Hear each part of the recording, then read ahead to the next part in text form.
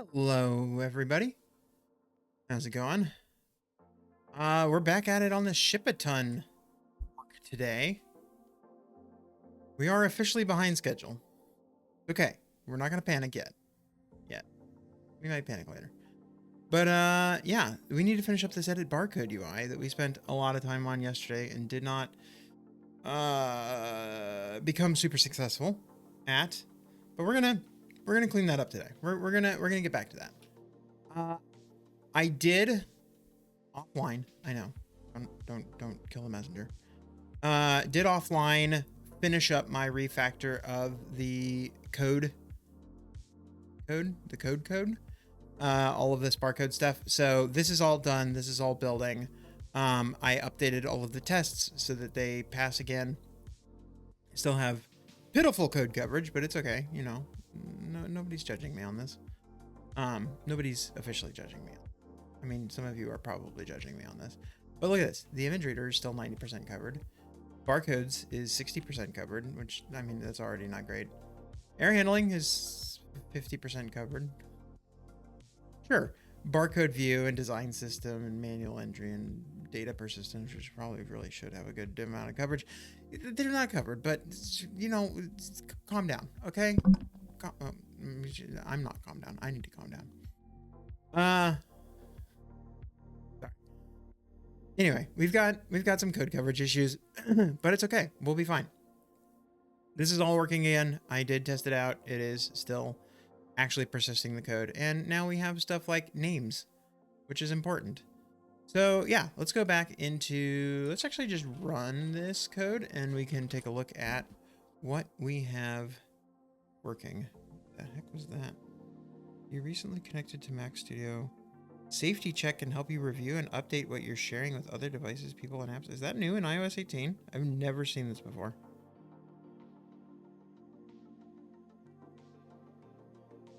Okay, well, I can't actually use it unless I'm signed in my iCloud. Fair enough.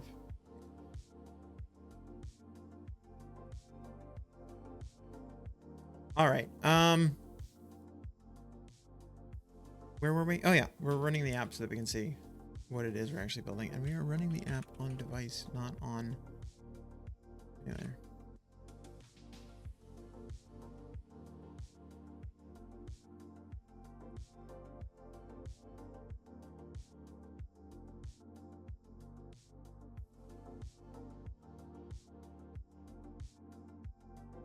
All right, so here's the app. I did like manually enter this. Yeah, I think I manually entered this barcode. I have another option here. I need to find my actual sample barcode. Here it is. The Temptations cat treats. My scannable barcode. And you can scan the code, but all it does is it saves it right here. Ooh. Occurs multiple times within the collection. That's okay. Apparently we do need to dedupe stuff. That's interesting. That's going to be a problem if we don't dedupe stuff in our... Okay. Good to know. That's a future problem, but it's not one that I'm going to deal with right now. If we have the same thing, then it's there twice. Okay. So you'll notice that one thing that we had a problem with is we scanned it and it just appeared. We had no chance to give it a name. We had no chance to do anything else with it. We can't get back into the view. We can't do anything else. And this 123 Fake Street, that's there either way. We got that there either way. So what we need to do is when we scan a code, we need to actually go into the editor and allow people to edit it. Might be easier said than done. Sorry, that's not true at all. That is actually what we have to do. But I think we need to finish the barcode view page, and then we can figure out how to make it work when we actually scan it. So that's the idea. I do have to do 1 second of responding to something, and then I can talk.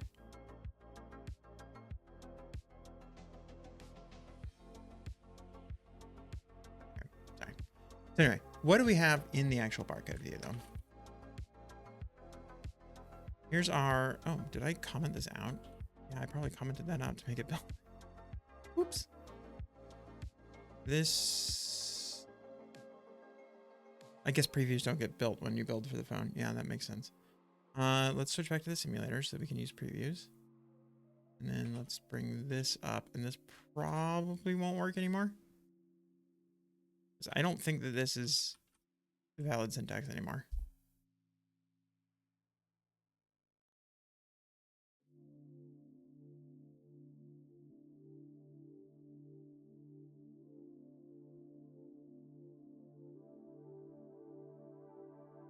Yeah, okay. That's not the error that I expected to see. Unable to find target. I don't feel like this build should be building. I mean, obviously it's not running, but this shouldn't even compile. Barcode view does not take in a barcode like that anymore. Barcode view takes in a code. We can say code, and we can say our code is, yeah, I'm just going to keep using the term gym membership. Code value dot QR. Oh, actually, this like website.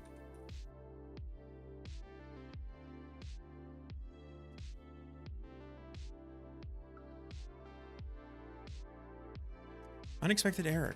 What is going on here?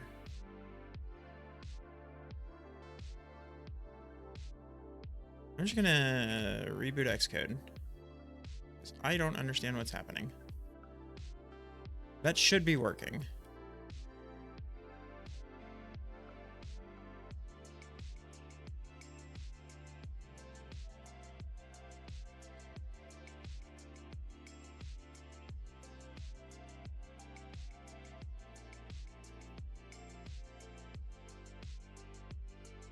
That should be working, and also the version that we had before should not have been working. Should have not even been building.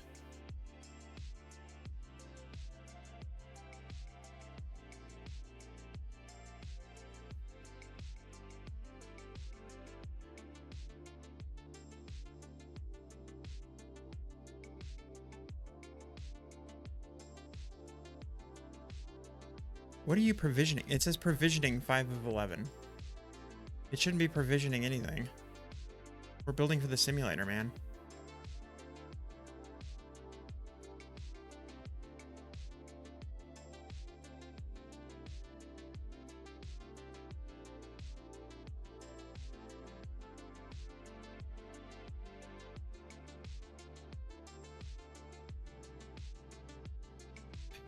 Oh, I know what to do.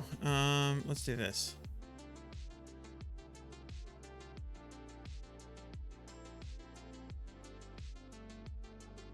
Yeah, here we go. Okay. We're back at it. All right. I do kind of, here, we're going to copy this. And then we're going to discard our change. Then we're going to uncomment that. And that should now fail to build. Okay. I'm much happier with that.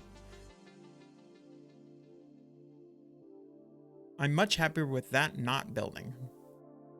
It's okay. Anyway, we need to fix this up here because this should say Cocoa type website. So we're going to say this is code.name here. Hey, BitSpectre. Nice. You got first. Perfect.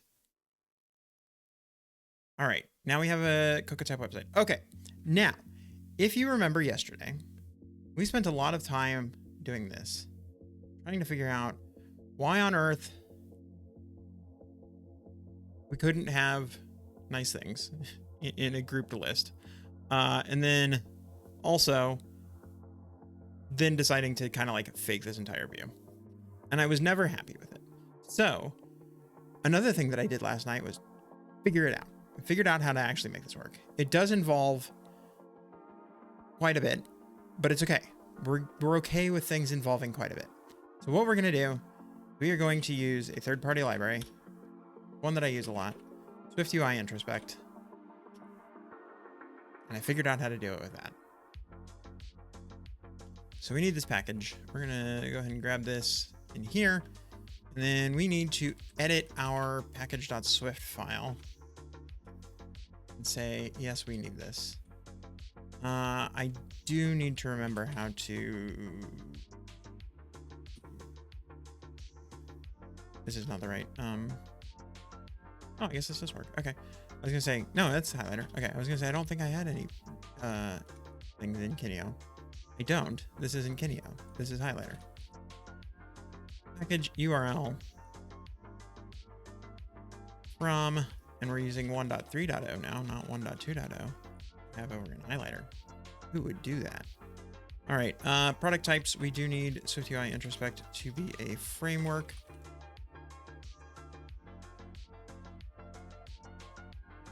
Also fine. We don't need any new target settings. We're good here. So now let's go back to here. Let's regenerate that project. That's never going to work. Let's switch over to here. We are going to say burger.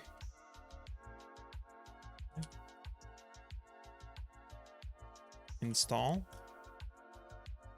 There we go. And that's going to go get SwiftUI Introspect. And it's going to ask me to sign in with my SSH key.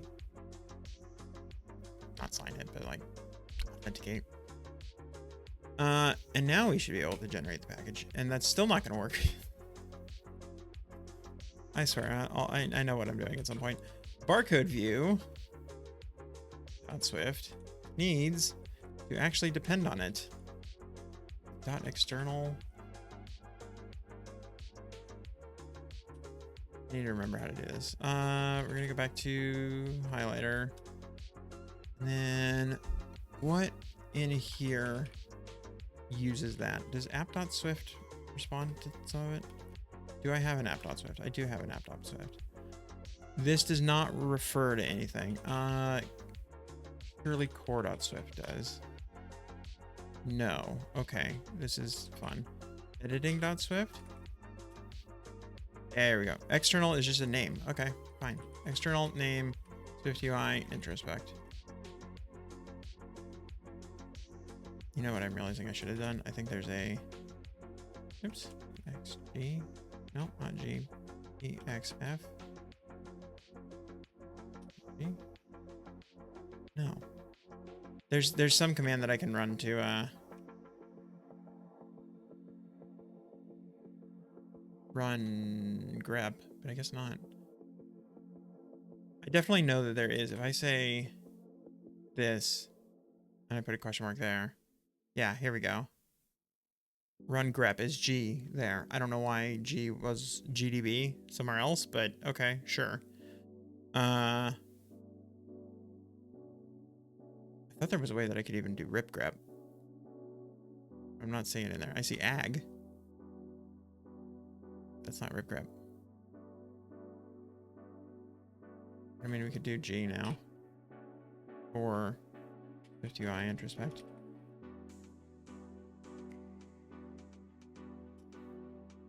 That finds everywhere that we have it. And a lot of it's in build.checkouts, which is not helpful information. Yeah, obviously it's there. Where else is it? Heather.xcode project. Also not helpful. I need the stuff that is specifically here. Yeah. Specifically, I need the stuff that's in the toist folder, but I don't see that either.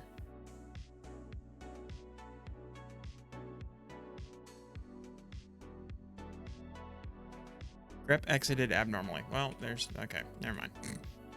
We're gonna not try to do this anymore. That's fine. Whatever. Okay, now I'm curious.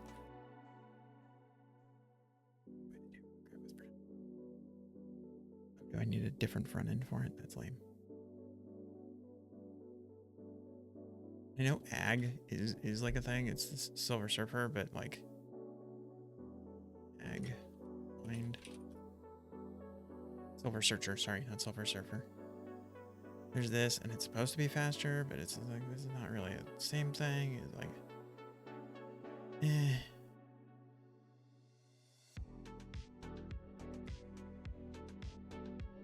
I don't know how this works.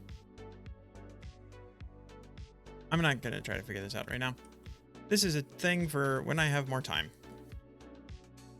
But anyway. we now know how we were doing it. So, did we reinstall our thing after we added it? I don't know. Let's just go ahead and rebuild the project.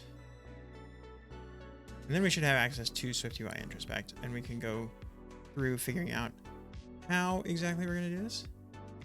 Yes, I would like to use the version on disk. All right. Now we have our view.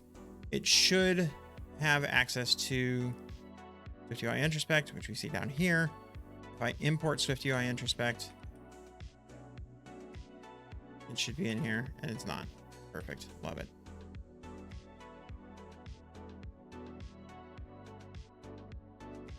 Do I need to add it to my project?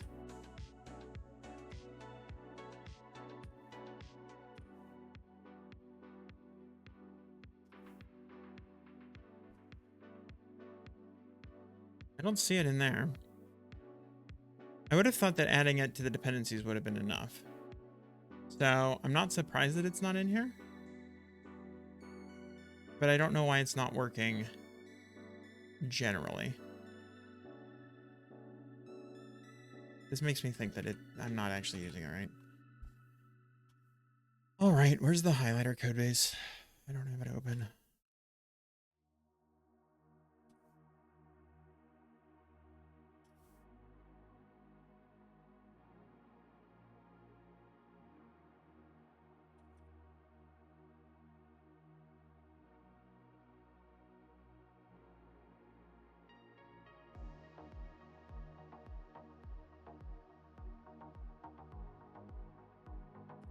Where am I actually using this?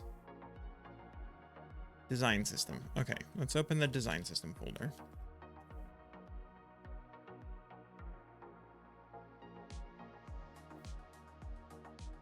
That's not the right file.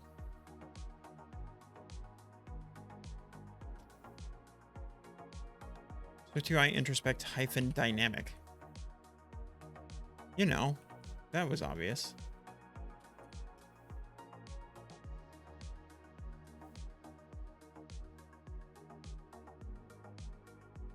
Okay.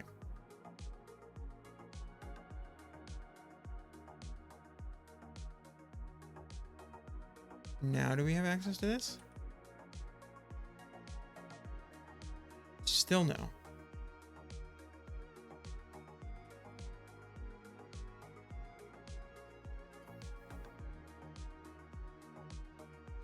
This should not be this hard. Target dependencies. These. Link binary with library. These. None of those are right. What's going wrong? Barcode view.swift. This is the thing. We have this. Oh, dang it. I put it in the dependencies for the test target. I'm an idiot.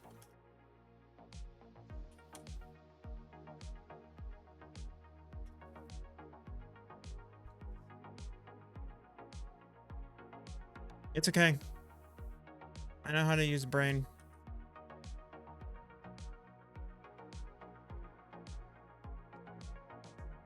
Well, it's still not working. So maybe I'm not as dumb as I thought I was. Although now it built. It's just not auto-completing. That's fine, whatever. I don't know. And yeah, there it is actually linked now. It's okay. I'm fine. Hey, thank you for the raid, Nutterfy.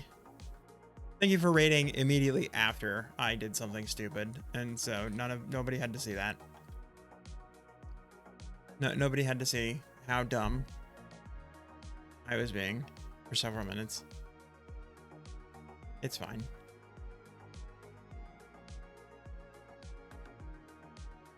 Did you finish up your Salonon? Get it working? Nutterfy is the person to check out. That's not Nutterfy's button. I'm sorry, I hit the wrong button. Don't check out compile dev. Never check out compile dev. There's nothing worth it there. Check out Nutterfy instead. Nutterfy draws shapes in SwiftUI. It's very cool. He's got all kinds of cool shapes. He found out the names of new shapes that I didn't even know existed today. What did we find? We found a ikosagon. So if you want to learn about isotoxal henacosagons. Notify stream is the stream to watch. Also, I'm totally messing. You should watch compile dev stream too. I just hit the wrong button. But there are no, as far as I know, no isotoxal henacosagons on compile dev stream. Okay, so now that we have SwiftUI introspect, let's get back to what we're working on. How are we doing? We're doing pretty good. Well, we're about to do pretty good. I'm going to delete a bunch of code that I wrote yesterday because I hated it this entire time, and then I figured out last night how to do it better. So this entire folder code, 1, 2, 3, 4, 5, 6, 7 files, we're going to delete them. We're going to just straight up get rid of them. Okay, maybe not all of them. We're going to keep barcode triggers section. We're going to keep this code. I mean, that's also not true. We are going to delete quite a bit of this code. We'll figure out how we're going to rename some of this code. So all of the content of this code is getting thrown away. Some of the names might stay. Removing code is so satisfying. It is. It is very satisfying. Anyway, what are we actually doing? So if we have a barcode triggers section, that's this. This is a VStack. Let's give it a background of just color.gray. Just to make everybody happy. Ignore safe area. That didn't work. Isn't there a background version that takes and ignores safe area function? Hate to raid and run, but you gotta do some errands? Not a problem. You have fun. Color.gray. Color.gauge style. Yep, that's what I wanted. That's still not working. That's okay. We'll be fine. No, we're really not fine. Color.gray.overlay with the thing. There we go. Now I can be a little bit happier. What are we getting rid of? We are getting rid of all of this code. It's going to be gone. We don't need it. We're going to get rid of this. We're going to get rid of this. Actually, you know, no. We're okay. Here. This is what we're going to do. We're going to bring that back. We're going to bring this back. I swear I know what I'm doing. We are going to go to barcode triggers. No, barcode view. I'm just going to go bring up barcode view. This is going to be here. We're going to pin this so that we can edit barcode trigger section. And we'll be fine here. Okay. This is also not at all where we need to be editing this. The problem that we ran into. Okay, no, this is. Okay. We're going to put these buttons in here. We're going to edit this button. Okay. I know where we're going now. We're going to have a button. We're not going to mess with this at all. We're just going to say this is text. We're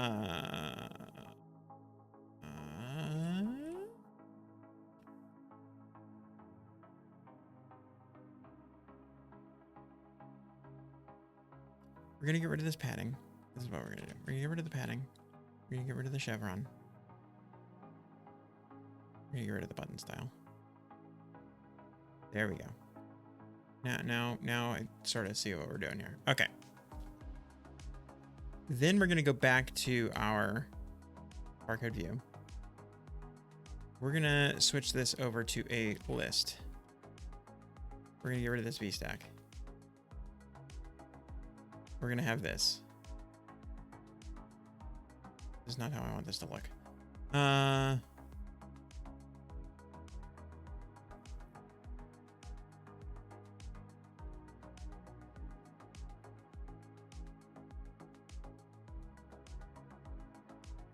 This should be two separate things. Getting rid of that VStack should have made this two separate things.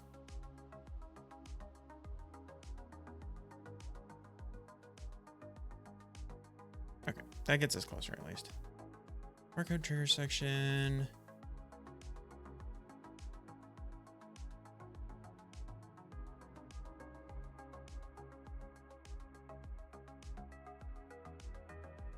Maybe you can choose lazy stack view. No, we need it to be a list, Tina Sue. But yeah, there's a reason. There's a method to my madness. I promise you. Really, I feel like I need to just. Here's what we're gonna do. We're going to just throw in some buttons so that we know what's going on here. Title. Title.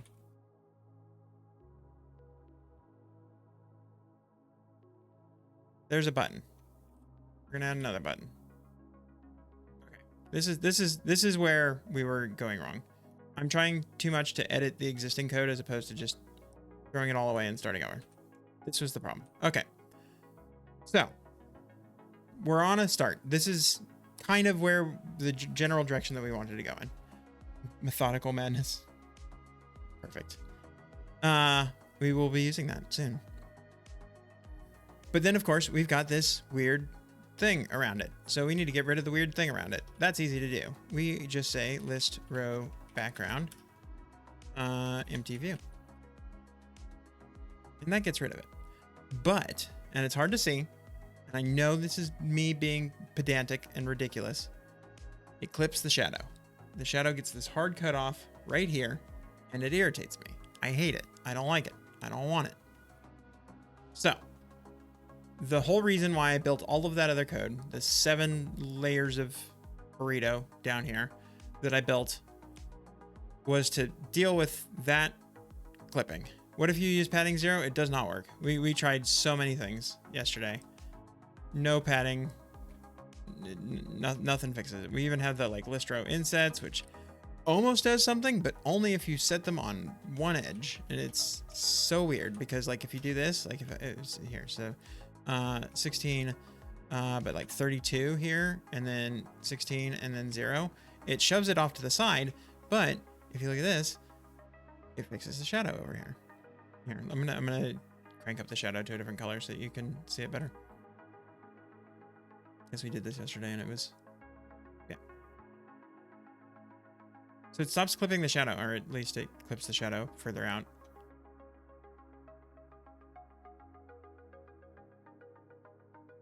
Yeah. Stops clipping the shadow on this side, but you obviously clip earlier on this side. So you're like, okay, well, obviously we just need to put 64 there. No, it still clips it in these orders. It's just, there's nothing you can do about it. And yeah, like we tried padding, we tried all kinds of other things. Nothing solved it until today. And what I found was, if I use introspect, the SwiftUI introspect label, I can say introspect a list cell on here. And I'm gonna say this is .ios versions 17, v17, v18. And we get a cell in here. And this gives me a UI table, or sorry, a UI collection view cell right here. Boop. That's a UI collection view cell. And what I can do in here is I can say cell dot clips to bounds equals false. There we go. It's fixed. That's all I needed to do. And I spent forever trying to build out that other view just to fix that one thing. And now it's fixed. It's done. We're good. That was everything that we needed. And we're okay now. Anyway, introspect is cheating, but it's okay. It's fine. What's fixed? The shadows around this view. So let me show it again. Without the code, you get the like harsh clipping of these shadows. With the code, you don't get the harsh clipping of the shadows. Shipping of the cloudos. Get rid of that. Back. It's fixed. Maybe you can use Command M for the multiple line format. What is Command M?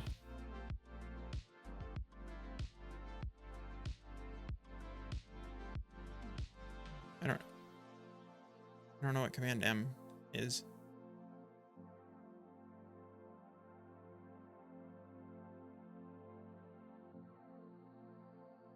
Type doesn't do multiple lines.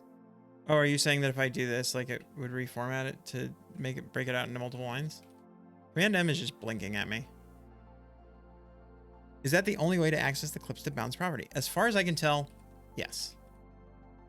because there is like a clip shape. Oh, scroll clip disabled.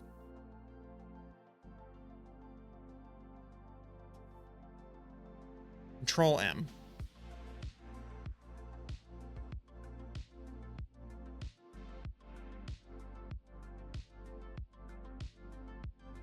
I mean, that does exist.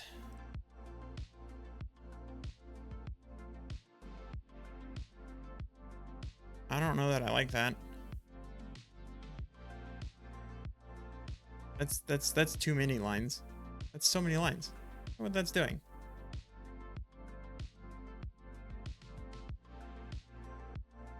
Also, I'm pretty sure I don't need these parens. Pretty sure that works without those parens.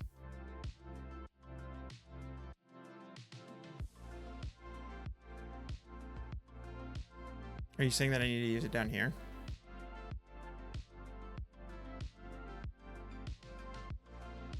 I mean, that one makes a little bit more sense. But yeah, doing it here, this is... No, that just made it look ridiculous. That line? No. That is a new keyboard shortcut I didn't know about. Cursor which prop? It works only these props. Control M. I don't know what you're saying. I'm sorry, man. Or are you saying like here? Oh, okay.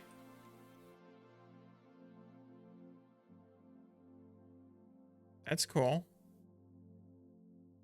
Okay, at least there's more control to it. I still disagree that this is better. I do like this one. This one is better. Nesting it like that. I don't know that I agree about this introspect line. I think this is fine the way that it is. But yeah, that is a cool new keyboard shortcut that I didn't know. More control to Control M, but yeah, but yeah, I was selecting this whole thing and that's why it broke it all the way down. Because yeah, I guess if I put it in here and did that, oh no. I was gonna say it would only break up that one, but it did break up everything. Okay, yeah, no, good to know. Thanks for the tip. Today I learned.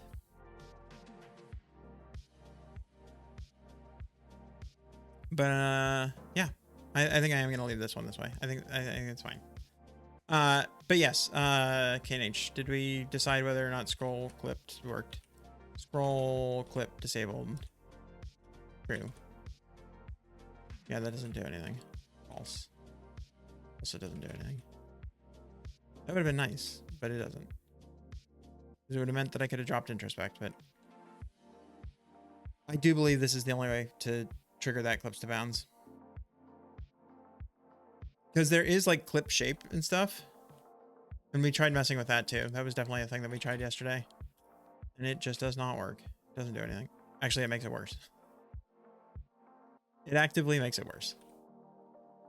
So, unfortunately, no, we got to stick with what we have. And that is using introspect. All right, let's go back to the background. We are going to, not barcode view background, but large barcode background. We're going to switch this color back.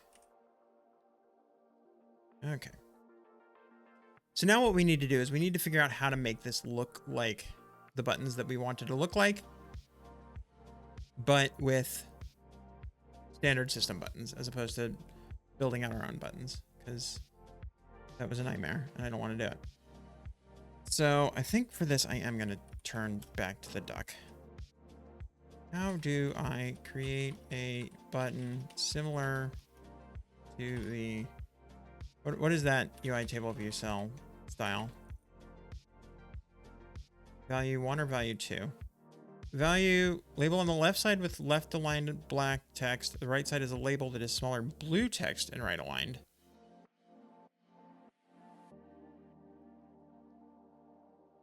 I think I want the value 1.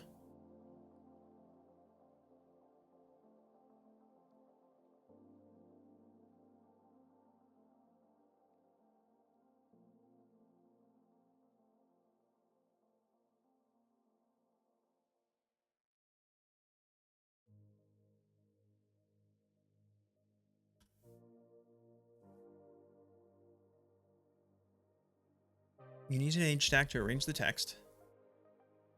and the button side by side. So the question is, okay, I need it to be a navigation link probably in order to make it have that chevron. So if I say navigation link,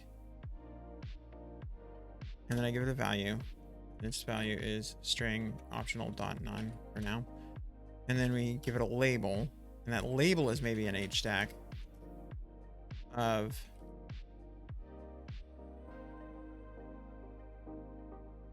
text.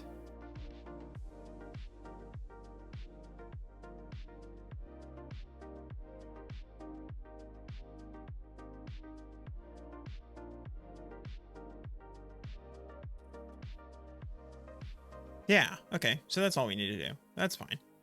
We can work with this. We do probably need to futz with the thing a little bit. I am...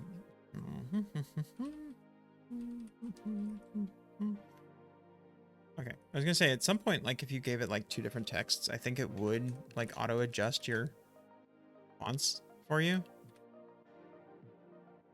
But I guess you don't have that option anymore. That's fine. We're okay with this. Alignment should be first text baseline. We believe in baselines around here. So yeah, I think this is what I want. But what we need to do is we need to start swapping it out with the original code. So we're going to say barcode trigger section. That's what's actually going in here. We are getting rid of this section. Or sorry, what we're doing with this section is we're replacing barcode trigger section with this section. So barcode trigger section, this whole thing, we're going to comment that out. We're going to comment that out. This becomes a section. And then inside this section is our navigation link with some values. Okay. That is, I think, going to bring this and this back. But these are going to become the navigation links. Which does mean I think they need to pull in the... They need to take in the binding to the value as well. That's the thing that we can deal with in a minute. Barcode triggers button. Okay, so we're commenting all of this out. We're bringing back our navigation link. Our navigation link has our H stack with the same first text baseline. Cool. Then I almost want to say that we keep our primary text and our secondary text. But now this is a navigation link. So yeah, we would do this and then, I mean, here. And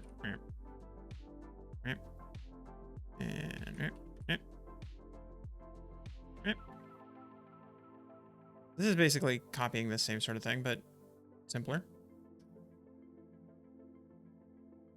Okay. That's honestly most of the way there, right there, right? Because this is just changing font size. Yeah. So I don't think we need to do anything else. I think that's it. And now we have Apple's actual buttons here. Now, what we do need to do is we need to pass in this value, which is not a binding. It is just a value. So that's fine. Value is going to be P, where P is decodable, encodable, and hashable. We're going to call this navigation value.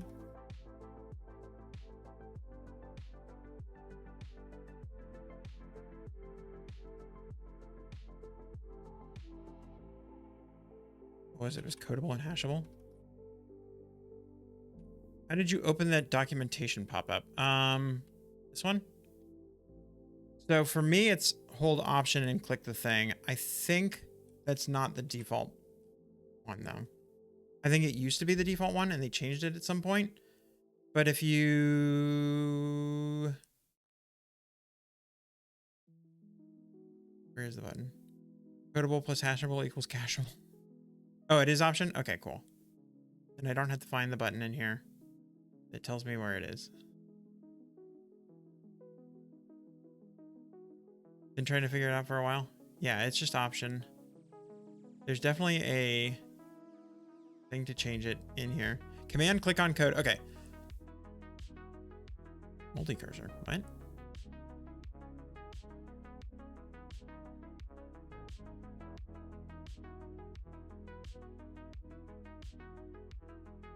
I thought command click the other option was like a menu, not a multi-cursor. I don't know what I've switched that doesn't make that possible. I don't know.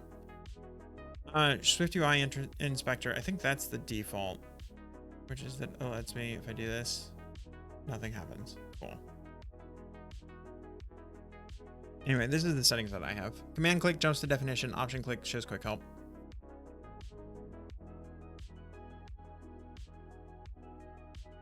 Okay, so we have our navigation value is cacheable.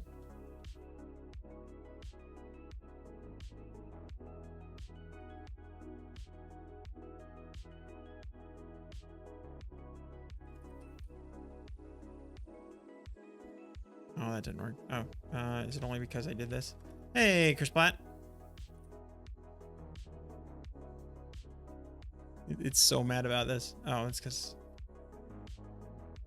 It's only mad because it doesn't know what it's doing. Okay, so it has to be cacheable. And then we save our navigation value. I'm sorry. Our navigation value is a navigation value. And then we save that. Navigation value is a navigation value.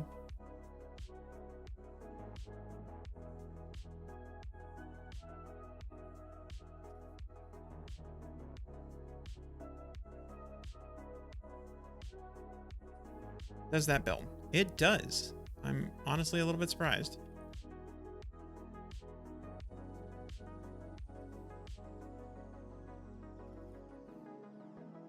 Okay, perfect. All right, so then we would need this to probably also... No, we would need to pass in actual values here, but we're just going to say string none for now. We don't actually have navigation yet. It is probably something that we will add today, but... Here, do you want me to use the option N on this one? Control M. There.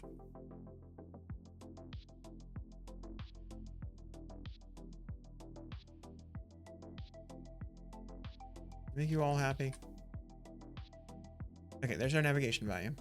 I think probably what we're going to do is we're going to just replace this navigation value in general with a single route type, which I do fairly often when I use navigation stack, but that's a problem for the future. Okay, so I think we have this done. So now what can we delete? We cannot delete button because we have that. We can delete chevron. That is gone. Move to trash. Nobody needs it. Primary text we need to keep. Secondary text we need to keep. Button style, gone. Delete. Trash. Get out of here. Section, keep. Separator, trash. Hey, that's what, 3 files we got to get rid of? Got that as a win.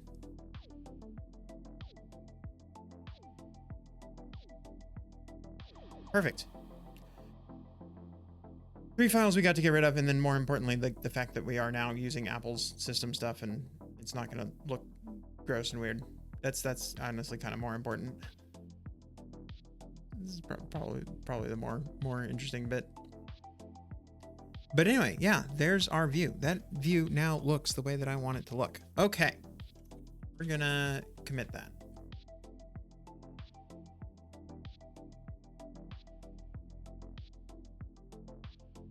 Fix Barcode UI to use Apple controls. Perfect. Okay. Now I think is where we need to build out the navigation stuff. Because I think what's going to be interesting is we want this to be... Yeah, I think what we're going to build is we're going to build the ability to get to this page from the first page, which we don't currently have. So if we launch the app... Come on, hello. If we launch the app on the phone...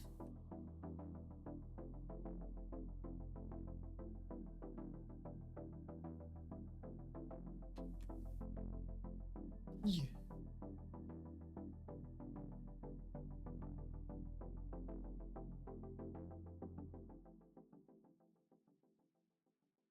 That's not the phone. We launched the app on the phone. It's not the phone. This is the simulator.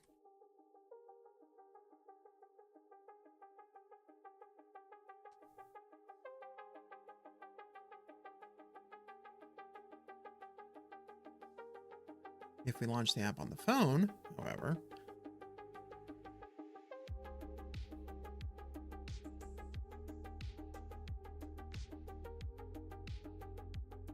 we get to realize that we forgot to uncheck the debug button and then it takes forever to launch. There we go. Yeah, so right now we have no way to tap this and get to that other view. There is no way at all right now to get to that barcodes view. So that's what we want to fix. We want, when you tap this, you get to the barcodes view.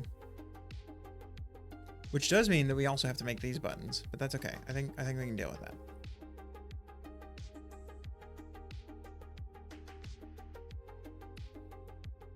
All right, let's start with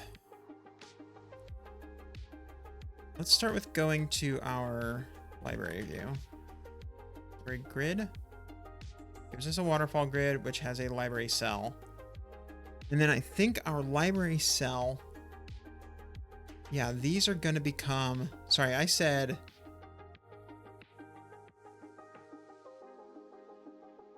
buttons. These need to become navigation links. Okay, we can unpin this.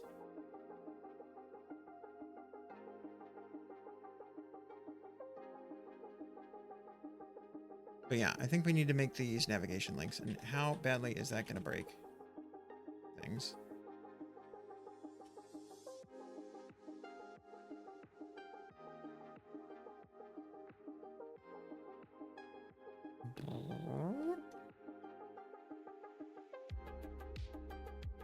Honestly, it could be worse.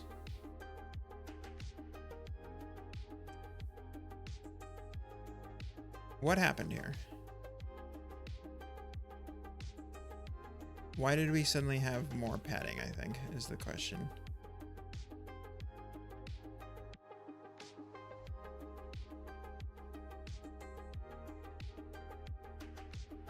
Wait.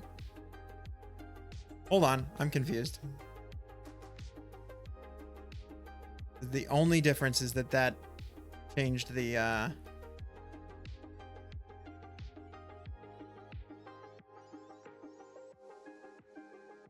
text alignment of that view. Why?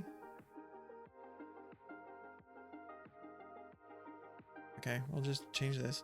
Multi-line text alignment is waiting.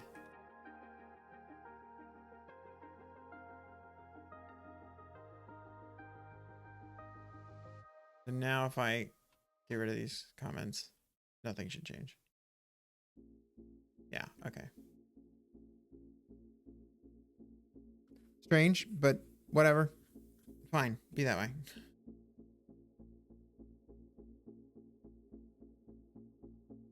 If I did that, yeah, okay. So that it fills out right. That's fine. Okay, we have our gym membership. We have our store loyalty card. These are now navigation links. They have no value. Fine. Okay. We're all fine with that. We need these to have a value, but that's okay. We'll pass it in there. So what we need to do next, we need to create a new module. Navigation. Oh, we already have a file called navigation? Do we already have a target called navigation?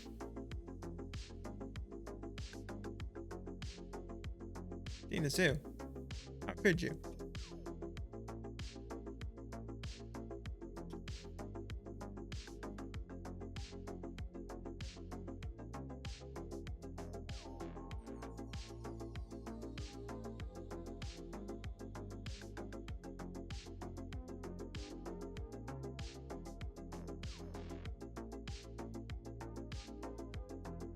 We need this, yeah, we need this library, this new module, but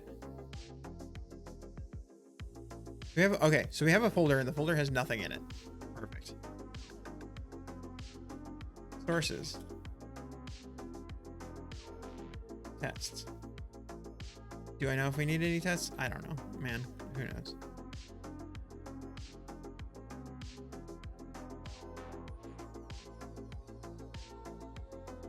But let's go ahead and add that folder into here.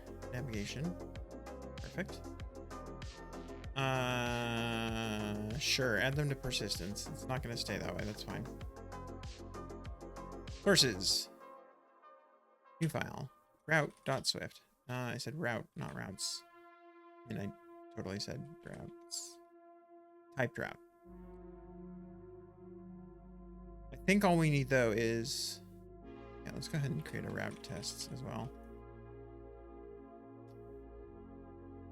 But I don't know that we're gonna actually have any tests in route tests. We're just gonna call it route tests. That'll be fine.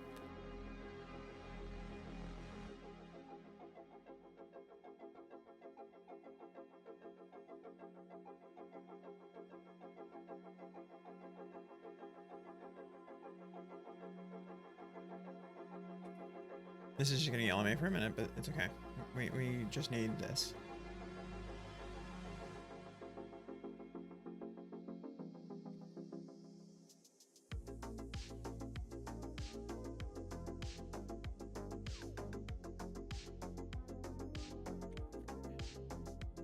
Build it.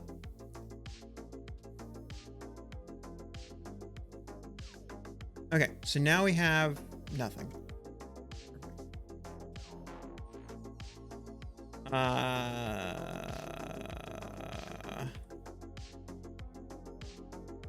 We need to add it to the project.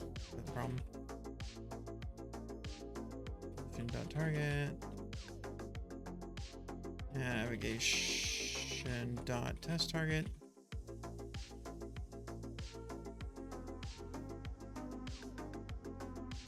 There we go. Now we're in here. Now we have this navigation. We can do that. The things that I need to add navigation to library, barcode view, and root probably. So let's go add those. So library.swift.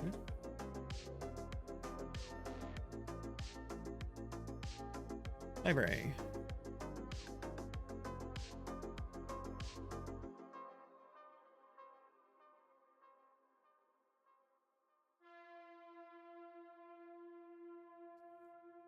Barcode view.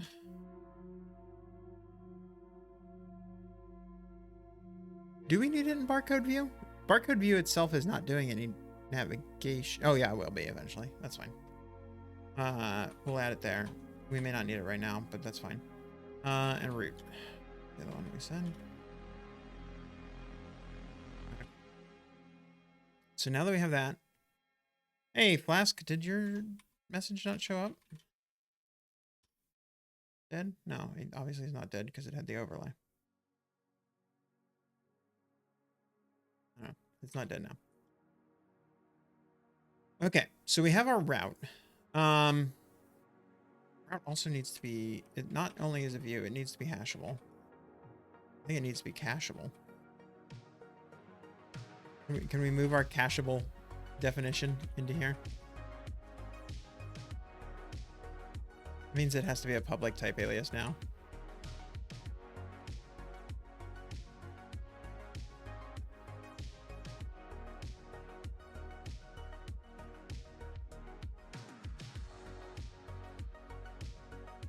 Nope, not cacheable. Cacheable. Codable and hashable. It's not cacheable. It's just cacheable. I think it makes more sense for it to be coachable.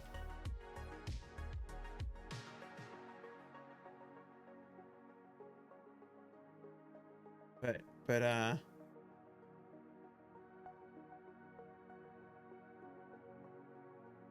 not automatically synthesized decodable. Yeah, that's fine. KNH called it cacheable, so it's cacheable. What are our routes? Right now, our only real route is barcode. Oh, this is going to need access to barcodes. That would help. Let's get back into navigation.swift. It needs to depend on barcodes dot target.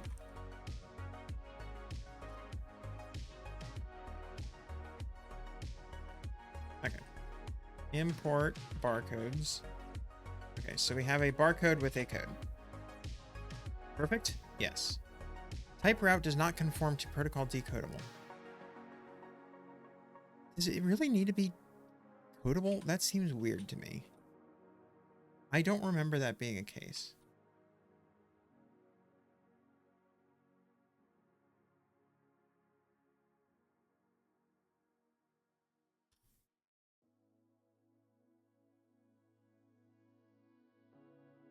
Why switch between Emacs and Xcode? Because the Toist code is in a different Xcode project that I have to generate, and that's a pain in the butt.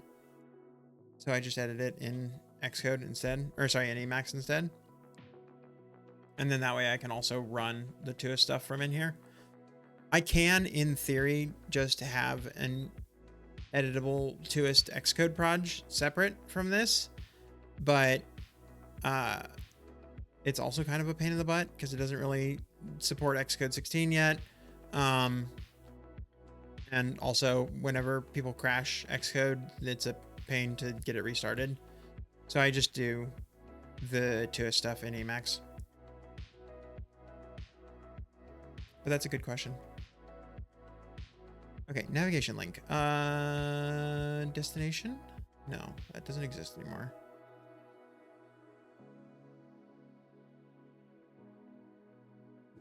These are all deprecated. Where's the navigation link that actually has a thing?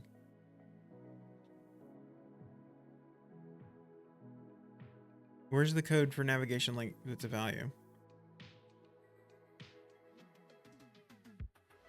Doesn't exist. Perfect.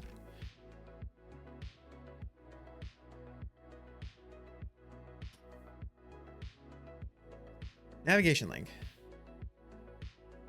Use navigation link or navigation link. So where is that other? Where's the new one that is not deprecated? Value P. What is P? Where P is hashable. This P just has to be hashable. I don't know why it decided that in that other thing that P needed to be encodable and decodable. I'm pretty sure P just needs to be hashable. Route does not conform to protocol equatable. That means code needs to be hashable. Fine. Hashable. That's fine. We can make it hashable. Does not conform to equatable. Yeah, because code value.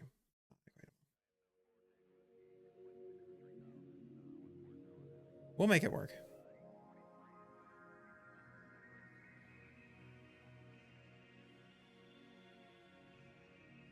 We'll get there. The UR code value isn't hashable, probably because neither payload nor the other one is. Code is just a contrarian nonconformist. You're hashable, and you're hashable, and you're hashable. Everybody gets a hashable. Apparently correction level doesn't get a hashable. Strange, but okay. Sure. I believe it. Okay.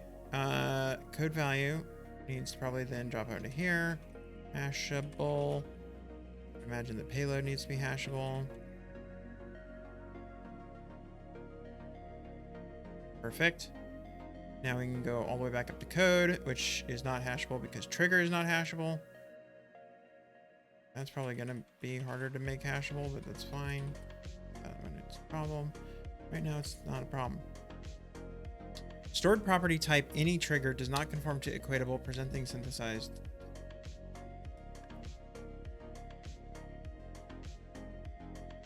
So an array of any trigger is not hashable because it is not necessarily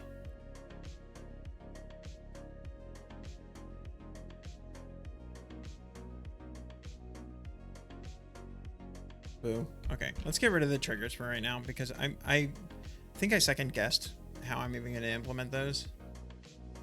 But let's get rid of that just so that it's not broken. It's not broking our other problems. That would have made sense. This is not a view. That's fine. Var body some view. Switch self. We are barcode. Oh, this is gonna need to. Ooh, are we gonna cause? Are we gonna cause circular dependencies? Rrr.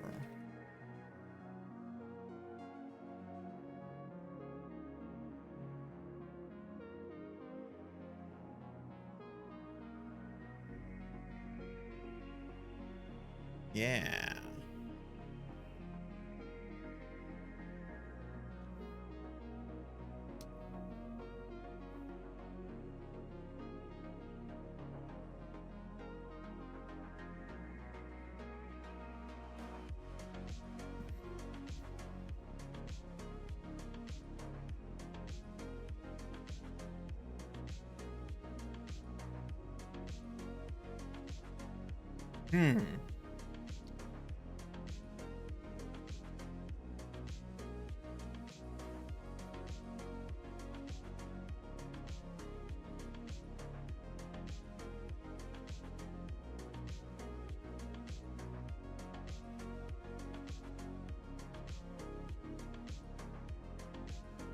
I don't think I've ever done this on a project that needed more than one module.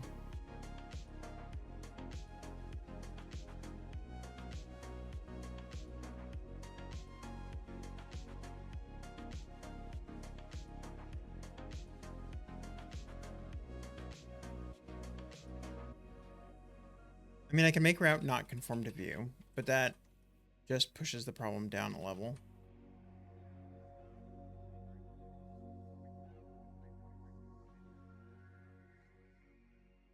I do think this is going to be a problem that we're going to run into later.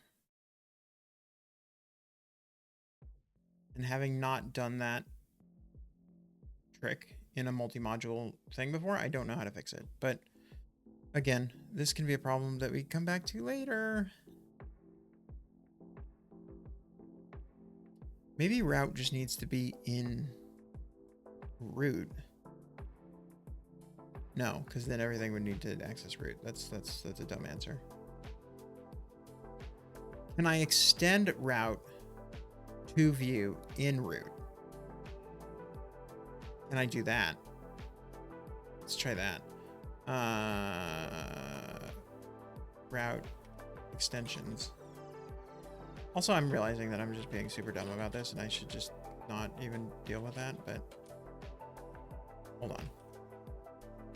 Import navigation, extension, route, forms to view. Can I even do that? Not find type route in scope. Well, yeah, that would, I need to make it public. That's fine.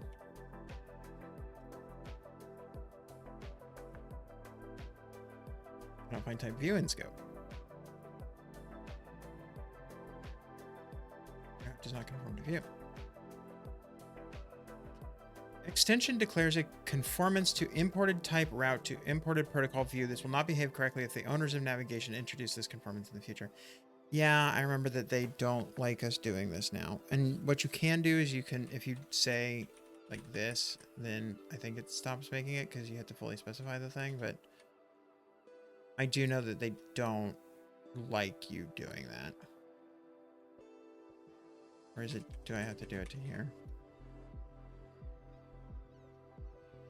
There's some way to silence it, but I don't remember what it is. Add at retroactive to silence this morning. Yeah, I don't want to do that though. Really what I need to do here is I just need to say like route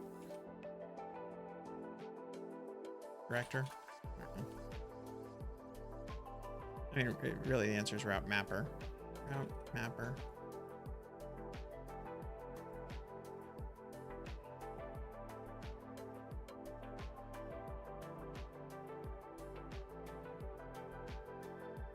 And all it has is func view for route returns some view. Switch route.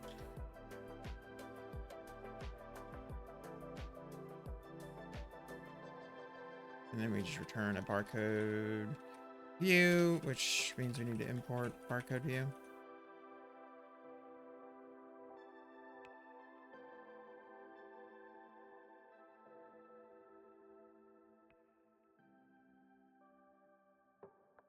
Okay.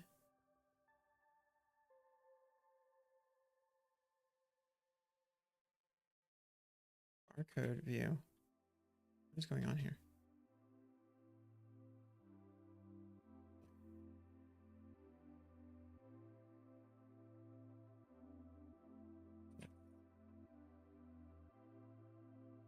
Barcode view.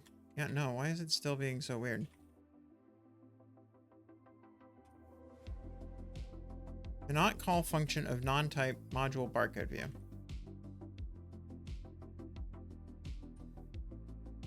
Module barcode view has no member named barcode view. That's not true at all. I swear that's not true. Yeah, it's right here. Public struct barcode view. This definitely exists.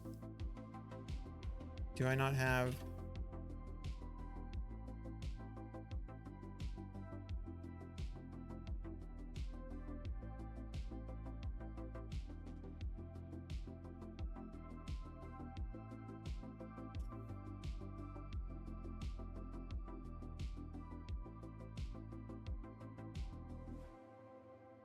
Are you going to be happy with me now?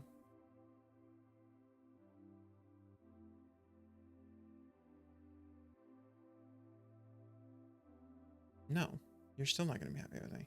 That's because this isn't building. That at least makes more sense. Okay.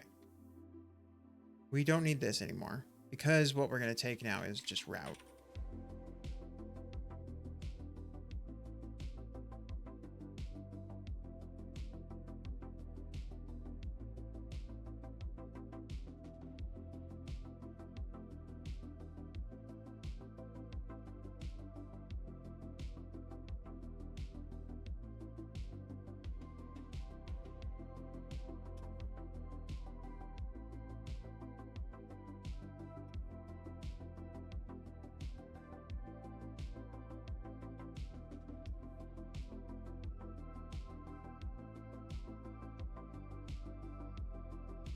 I'm just trying to get this to build.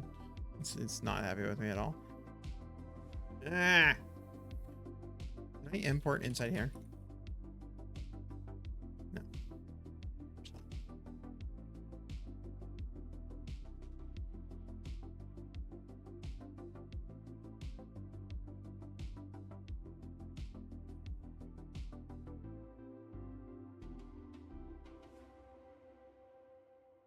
Okay.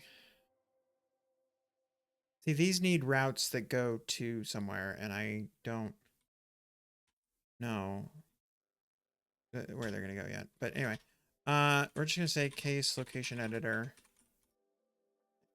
We don't actually know where they're going yet. And case date editor. We're just gonna put those into place. Location editor. And date editor. Okay.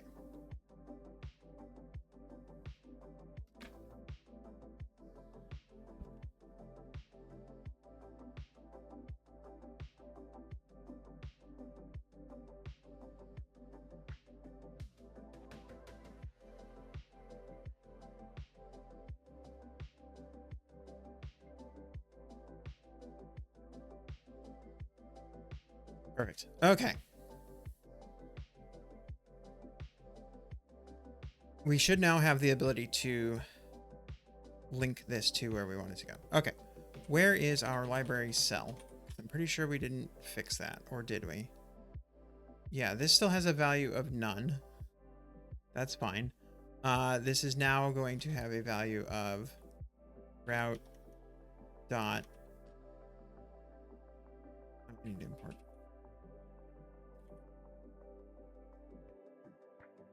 Route dot barcode code. So now that should allow it to link to where we want to go. And then the last thing that we need to do is tell our root view how to actually navigate to that place. We got a lot of code in here. Probably gonna want to clean this up at some point, but I'm lazy, so I don't want it. Navigation stack library. I always forget whether this needs to go inside the library or outside the inside the stack or outside the stack. And then what is it? Navigation stack. There's like a what's the button or what's the thing to tell a navigation stack where to go? Navigation destination, and it is inside the stack. Okay, so navigation destination for route.self.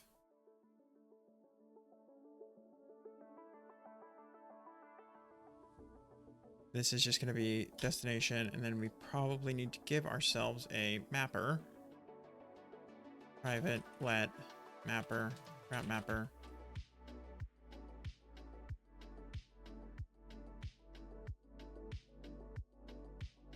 I'm just going to say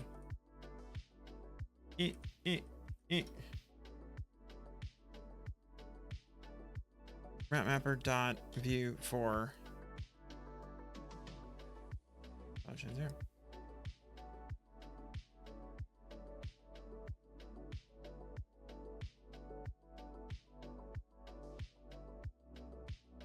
All right, let's see if that works.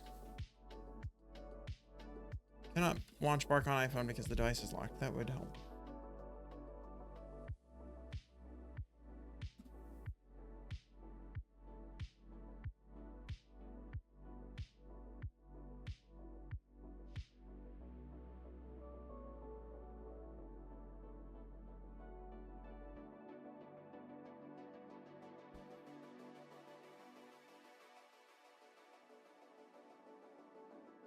Okay, so I see one problem right away, which is that our things got tinted, but that's fine. Let's full screen this, and then what we should see is when I tap on either of these, we go to the page for that barcode. There we go. It worked. And now we can hit back, and we can go back to the barcodes. Hey, look at that.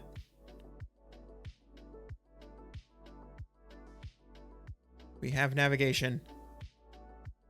All right. Can we fix up that font? I hate that it takes over the tint because it's like, oh, it's just a button, right? You need to have a tint. Is there, actually I can even ask it in here. Is there any way for me to disable SwiftUI automatically tinting text in a button navigation link?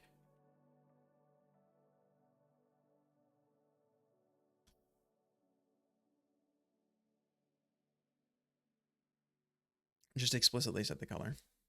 Boo.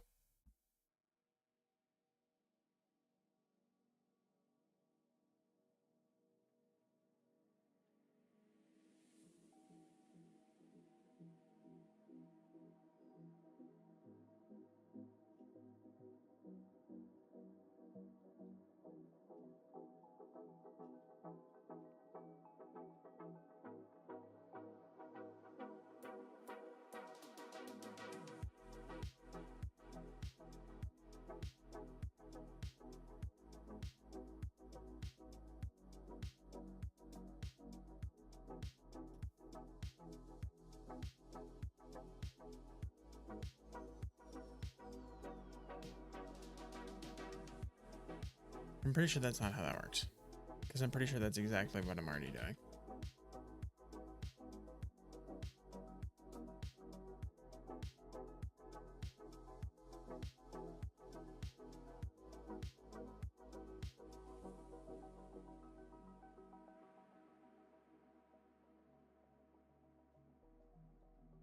I mean, is it saying that I need to just have that button style?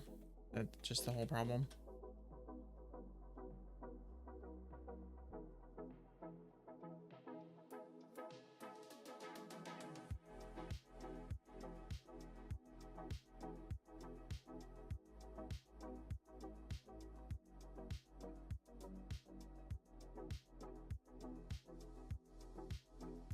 I'm curious as to why this isn't showing up here anyway. So then why did that make everything disabled? That's quite strange.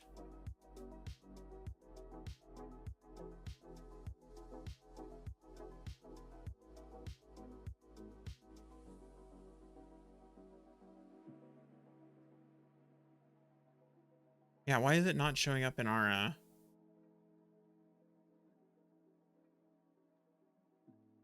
thing here?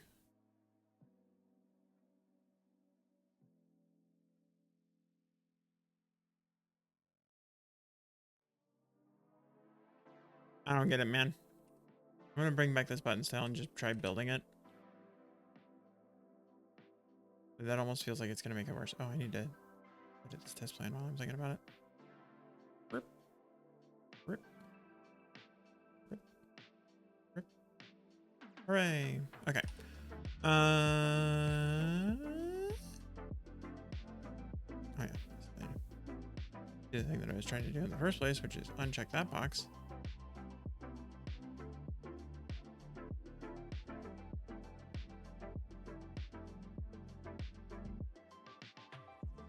Okay, that seems to have done it. It actually did work. Look at me second guessing the AI. Okay. How do these sound in voiceover? I gotta imagine it's terrible.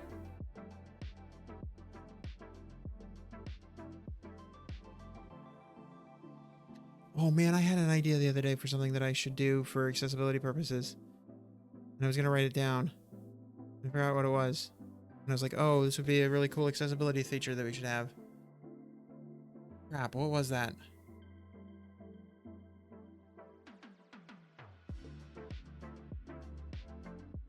Yeah, I'm gonna be mad that I forgot what that was now.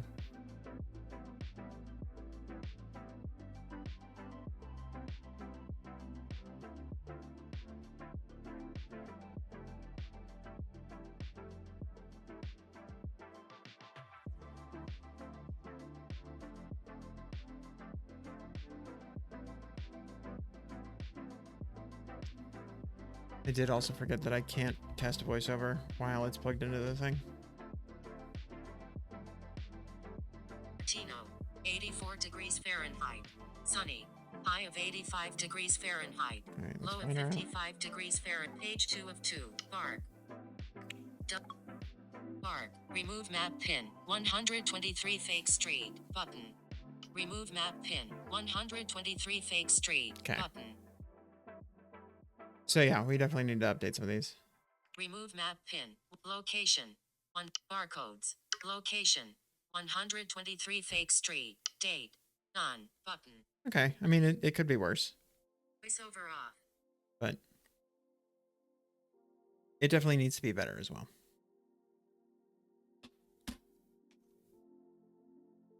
Okay. Is that it for Barcode UI? No, we're surely not done. Why is this not showing? Did plug it in.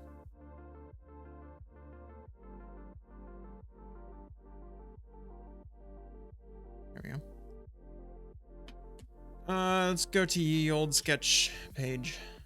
Oh yeah, we still need the button for creating the Apple Wallet pass. That's really it though. And I still need to fix the height of these things. I need to make this adjust. I'm gonna dump that into the... I'm gonna dump creating the Apple Wallet pass button into creating the Apple Wallet pass. I'm gonna dump fixing this into polish and execution. And I'm gonna call this done as is because I am far enough behind that I need to be moving forward on some things. So yeah, let's commit this. This is our... We have the ability to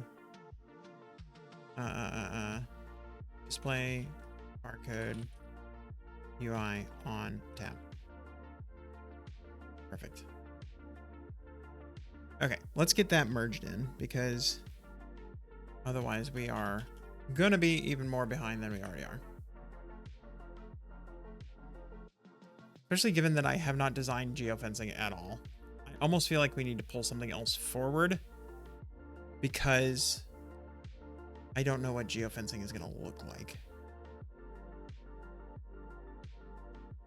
I haven't designed that yet.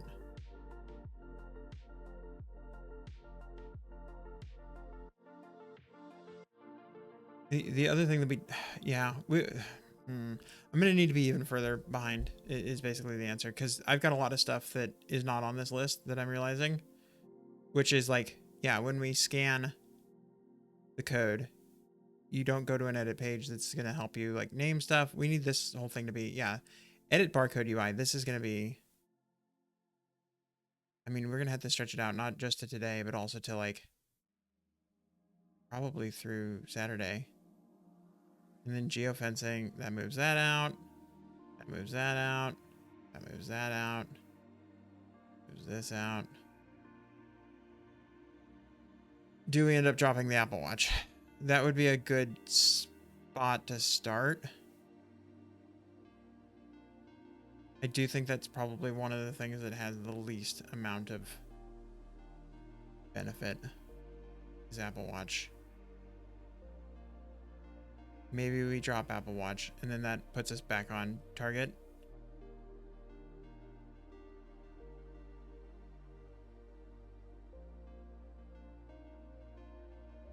Yeah, let's kick this out of the project.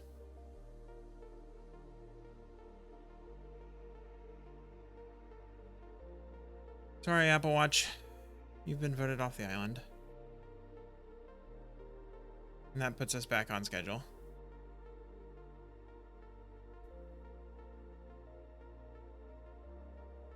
It'd be nice to have. Definitely would be nice to have, but unfortunately I don't think that we have what we need. Okay. The other thing that is true is that we almost need to duplicate this. We're going to say that we now have our view barcode UI, and then we're going to create our edit barcode UI starting now. And they're going to be based on the same functionality, but this means that I can get view barcode UI out the door and actually like push it up, PR, everything. It's all good.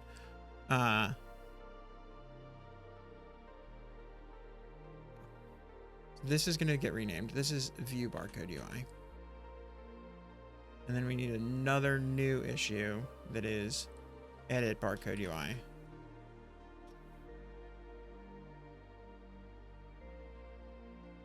It gets added today.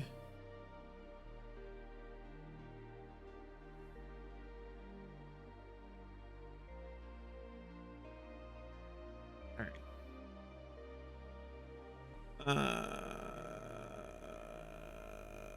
Development. Parent pull request. Create view barcode UI.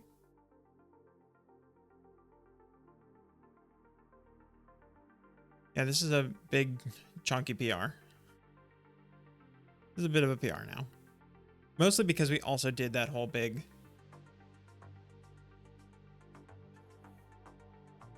like data model refactor, which was a nightmare. Yeah.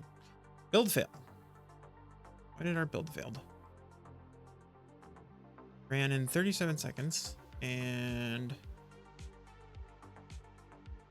target barcode view has the following invalid resource paths. Does not exist. I mean, yes, you've been giving me this error for a while, but it never stopped you before. Why are you mad about this now? I agree that that doesn't exist. You know what, though? We totally should fix that because, you know what we haven't done? Barcode view.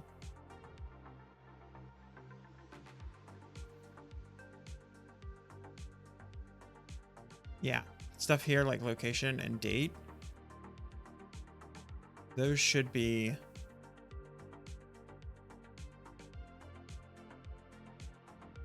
localized strings. I think that is the only two things that we need to have, but we do need to have them. Let's go ahead and add those. New group resources inside here already exists. Fine. Okay, add that file then.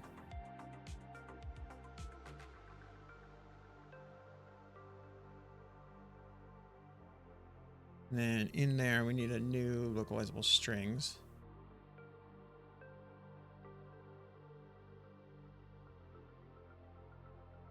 Why did you add it to Bark? It's dumb. Barcode triggers section dot location button title. Location. And then date button title equals date.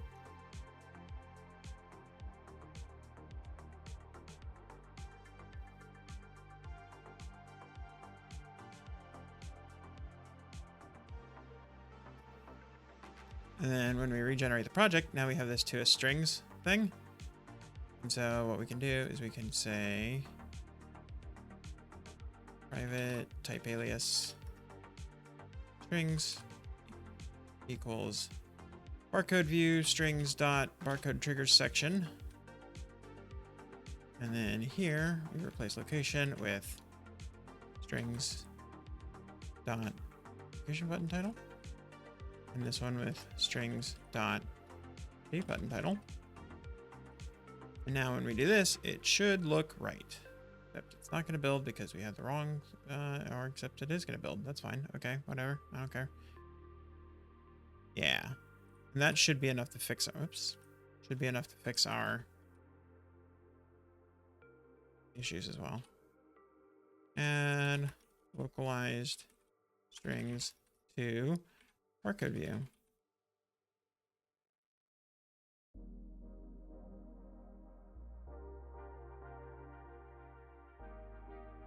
That should be enough to fix our build.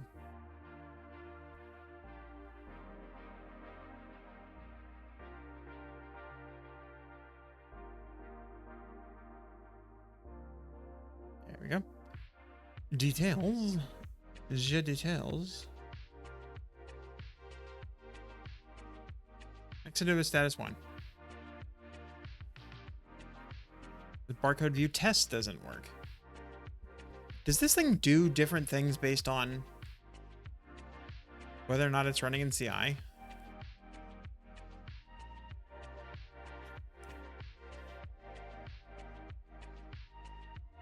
Okay, so we don't have tests. Also, was that warning there when we regenerated this project? No, there's not even a warning there for this one.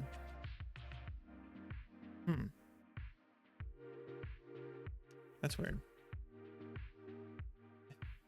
It, like, to the extent that, like, I almost wonder if there's, like, a strict mode that it's using.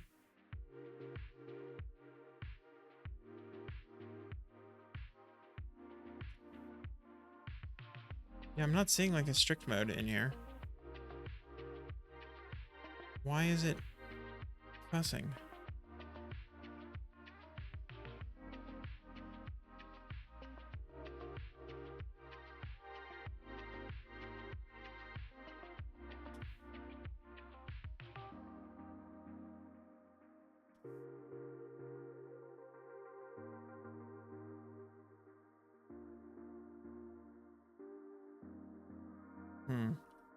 Okay. I don't know why it's acting different in CI than it is locally, but we'll just fix it up. Okay. So it's complaining that we don't have tests in our tests file for barcode view, which is true. It's fine. And we should probably actually have tests for this. But at the moment, I also kind of don't want to write any tests for SwiftUI code because it's a pain in the butt. Pretty sure all of these things are views. These are all views. Literally everything in here is a view.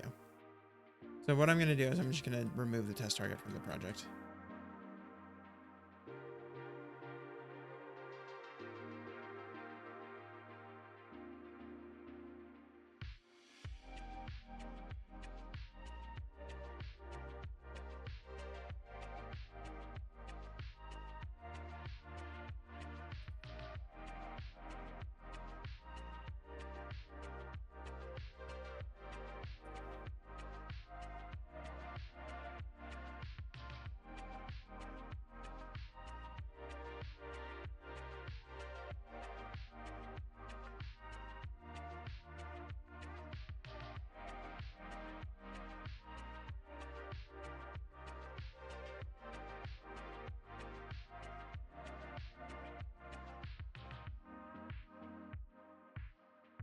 Okay, we made it past the project generation state this time.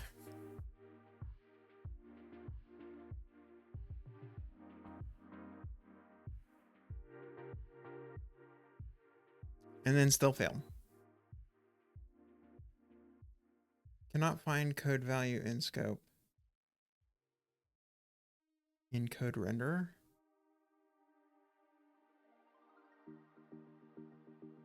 Barcode generator may need access to barcodes and it currently doesn't.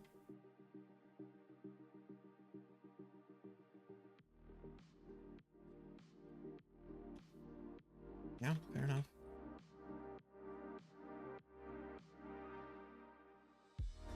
I guess what I need to do, I need to do a clean build, and then I do a Command-Shift-U. It should show me those kinds of errors.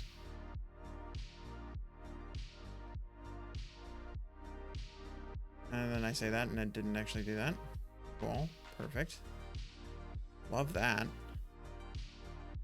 What if I straight up delete the whole build folder?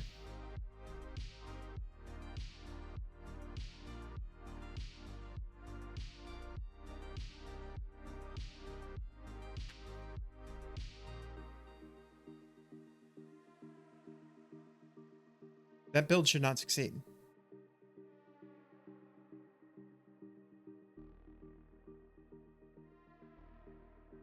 The problem that they were saying was barcode generator doesn't have a reference to barcodes and thus could not build.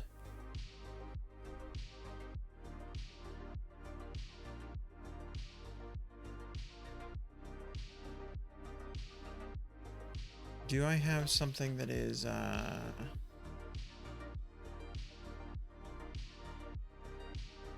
don't find implicit dependencies. Let's try that.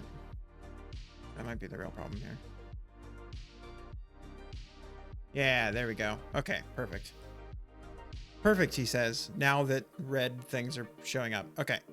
Route mapper doesn't know about barcode view because he can't build barcode view.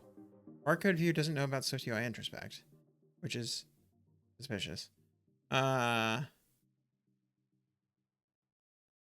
This can't build root. So Bark mobile app can't build root. Root can't build barcode view. Barcode view can't build because it doesn't know about SwiftUI introspect, which is an entirely different problem than what I thought we were going to have.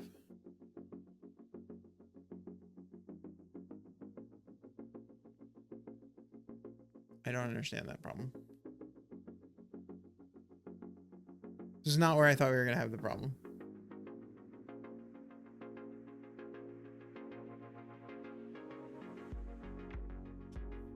Especially since when I autocomplete, it does see that thing. I'm so lost. Why is this not doing what I want? Barcode view has a dependency on a bunch of things. Really, what we need is this. Okay, hold on. I realize I'm doing the dumb thing. Okay. Clean the folder again. Build and run.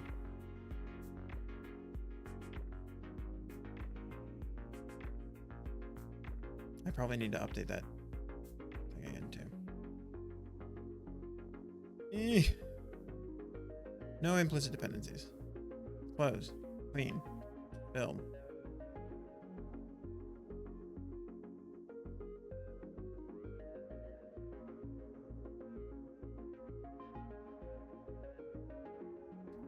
I don't know why you're not working in CI and you are working here. I know why you're not working in CI. I don't know why you are working locally. Let's just fix it and deal with it. Okay.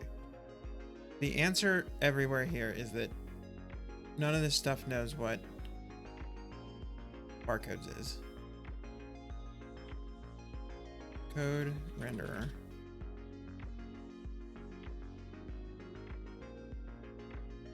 So I didn't have to change any of the code here. It really seems like all I needed to do was add that reference.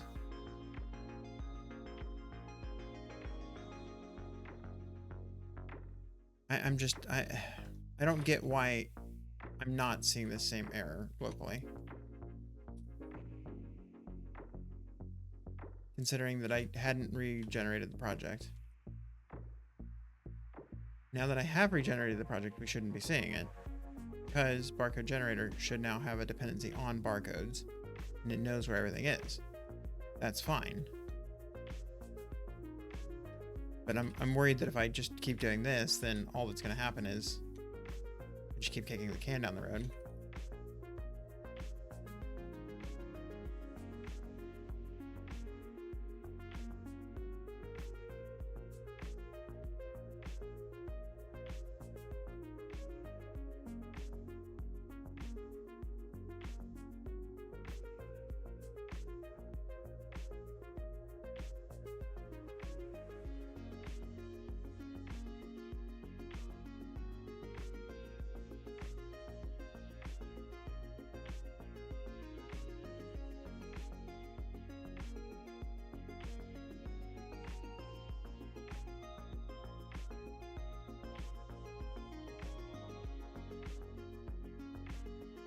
Build is already filled again.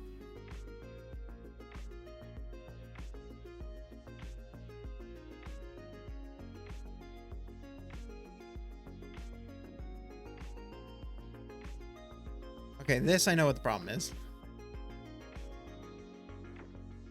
Whoops. We cannot actually use the new throws thing because we're using Xcode 15 to build on the machine. So throws. These things, these just throw in general. They don't throw specific things. Yeah, EAN payload parser. Here, does that mean you want me to control M here now? Fine.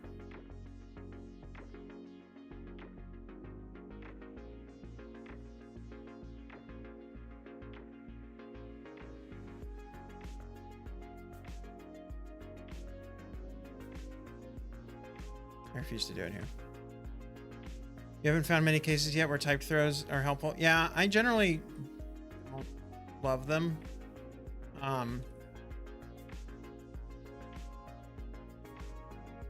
But it was like, hey, this is that one case that I can get away with it. And it makes things slightly cleaner overall.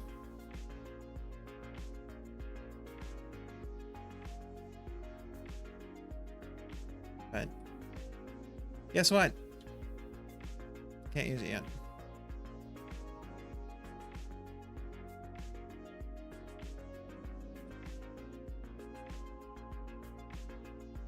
Yeah, I do think in that case it made it slightly cleaner.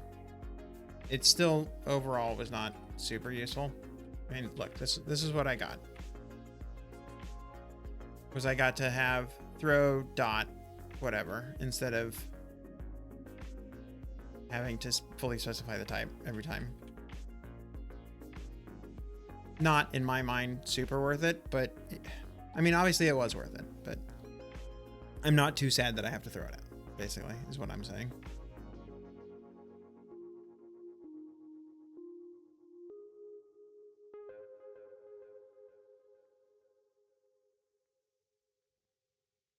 Yeah, rethrows functions erase the types. A lot of things erase the types.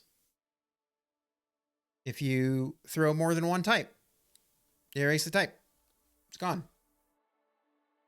So in a lot of cases where I have like, oh, well, it could throw from this parser, like I think passing up from this parser, like something else that uses the parser. Maybe the EAN code renderer. No, that's in here. Somewhere.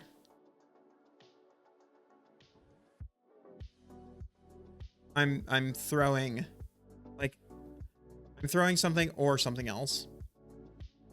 I don't remember exactly what it was, but yeah, there was definitely a case where it was like, oh, I can throw either whatever the payload parser is doing or something else. And then, yeah, there's no point in having that value anymore. So was not super worth it for me. This actually doesn't need to be throws, I just realized.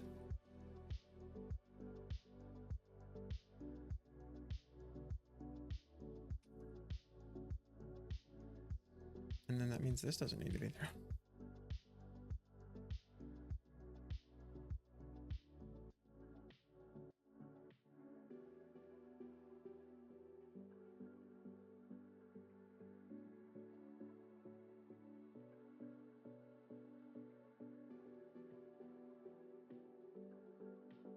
Call to main actor isolated in it inside a synchronous non-isolated context. Okay, now I'm really super confused. Call to main actor isolated. Oh.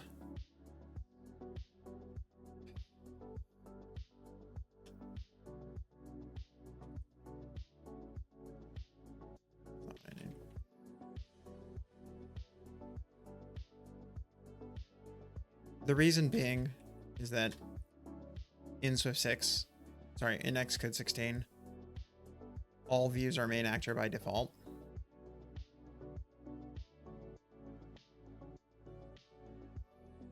But since I'm not building in Xcode 16, this view is not a main actor. And so now that I have this other thing that is tied to the main actor, throwing a fit.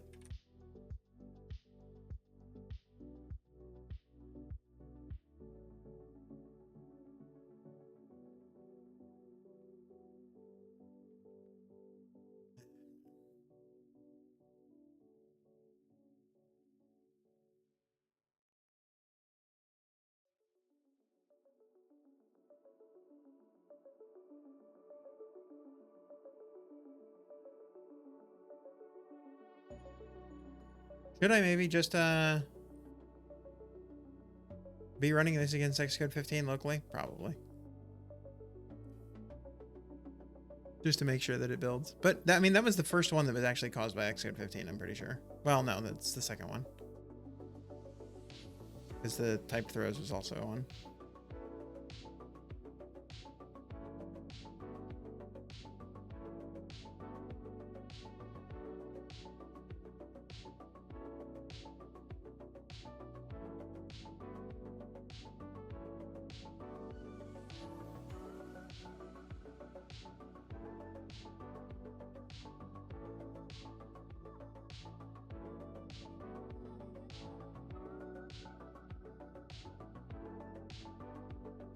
Build actually succeeded. Hooray. We've made it somewhere.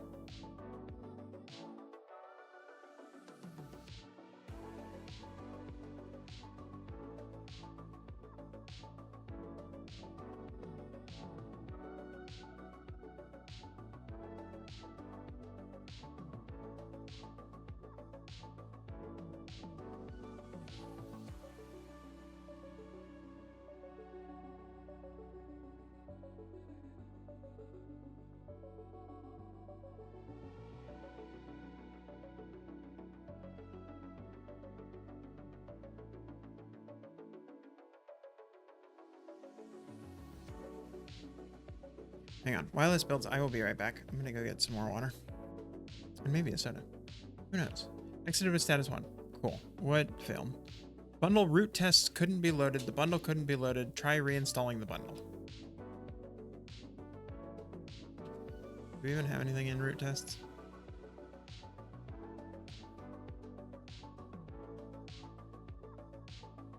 No.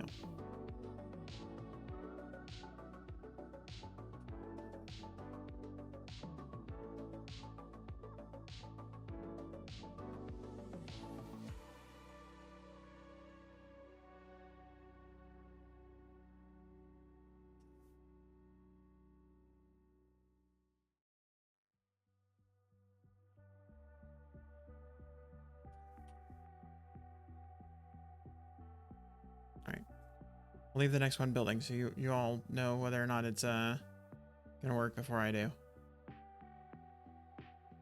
Right. Okay, back.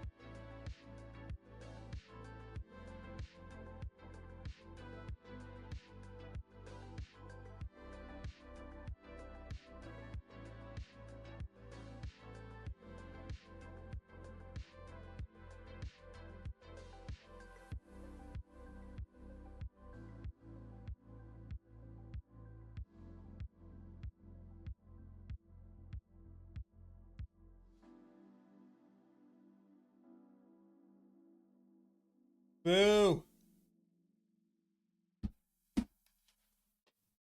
Boo, I say.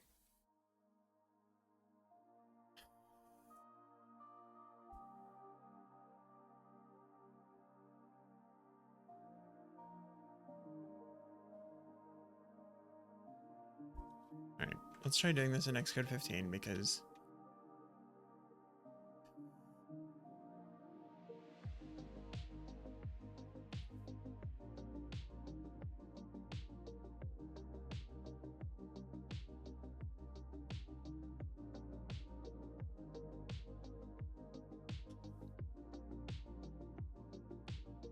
all right.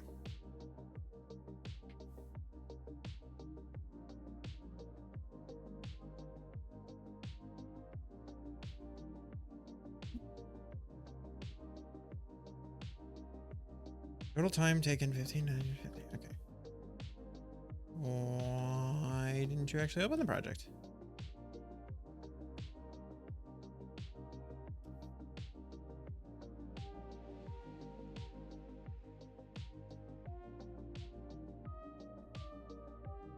Open the project. Why didn't you? Or why?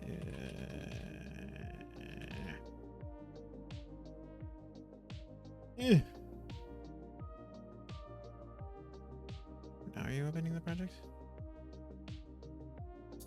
Yes. Okay. Why can't I run the test?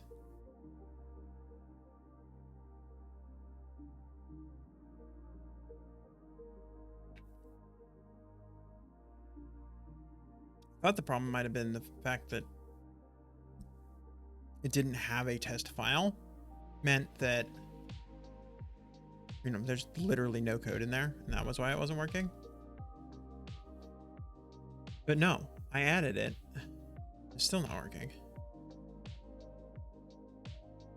Entered an error. Symbol not found MN formatted string options hash.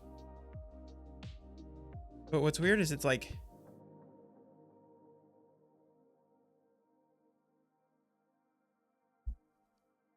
huh?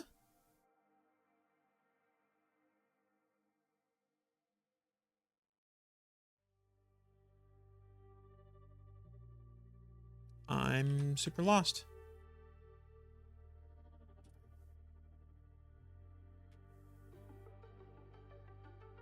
Yeah, this is what's weird. It's looking for something from MapKit.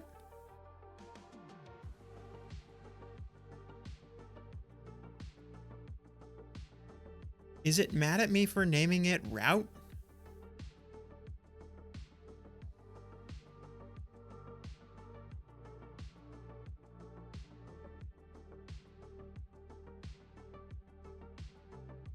Am I no longer allowed to name something route?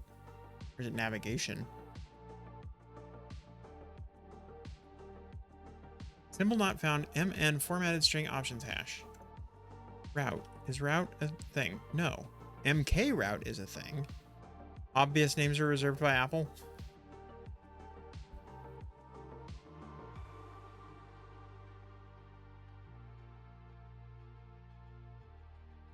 I gotta name it Methodical Madness, apparently.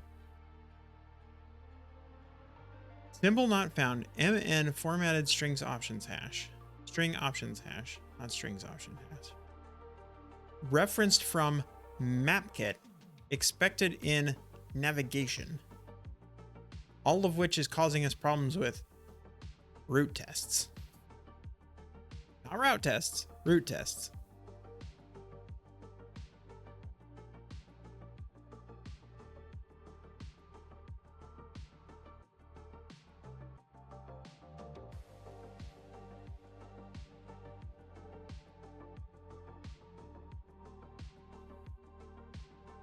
Test succeeded. I mean, there's no test in there, but it says it succeeded. It ran them. Can I install the 17? Ew, I'm sorry, I got the hiccups now.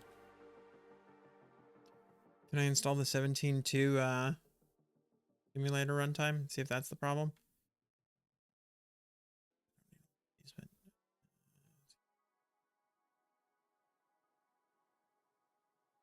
17.0 simulator. The 17.0 simulator is here. I need a 17.0 simulator. Still delete a bunch of these extra simulators. Oh, we got too many of them. We need... Let's give it the 15 Pro on the 17.0, 17.5. We don't need the 17.4 one anymore. Let's keep the iPhone 8 Plus. That's for taking screenshots. We don't need any of these. We don't need the 15 Pro Max. Let's keep one of them. For testing purposes. Let's keep the 18.0. Let's keep the two biggest ones.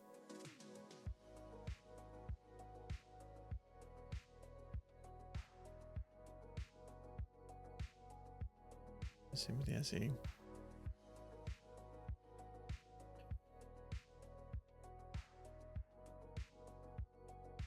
Honestly, basically every iPad. We don't need this many iPads. Promise you. I mean, I know I'm the person that has like 7 iPads, but even I'm like, this is too many iPads. Oh, what happened now?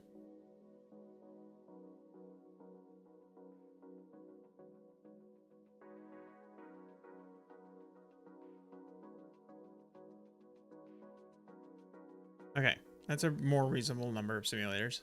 Okay, so now we can add more. I want the 17.0, 15 Plus. Sorry, 15 Pro. 15 Pro. Running 17.0 V8. Alright, let's see if that fails in the way that we want it to fail. Root 17.0. Build and run. Sorry, build and test.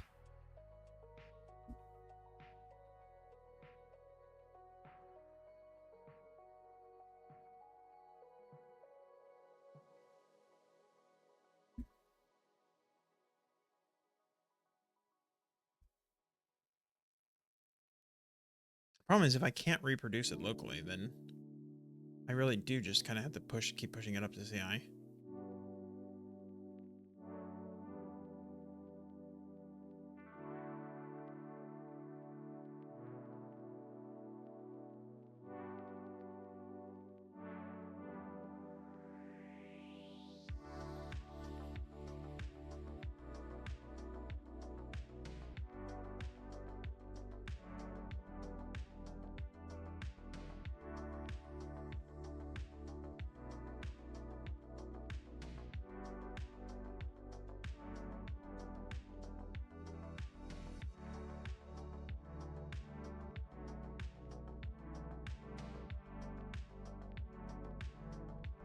Okay, hey, look at that.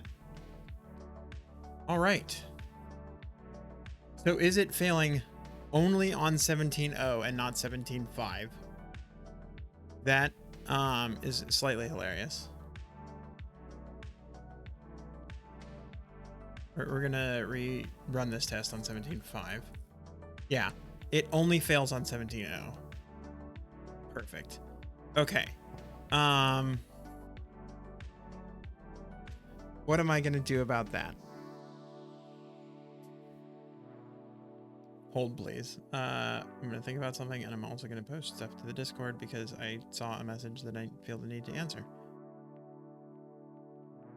If you also want to have random questions answered while we're waiting for nothing else, you should join the Discord. You should also wonder why the heck our overlays aren't working.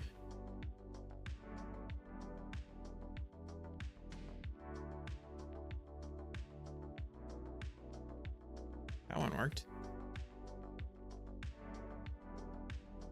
That one worked again. Okay, I don't know. Something's working. Who knows? Okay. So my question is, can I fix this without trying to change my code at all? Can I just update the version of Xcode that I have on the server? This one. I also need to rename this to like CI machine.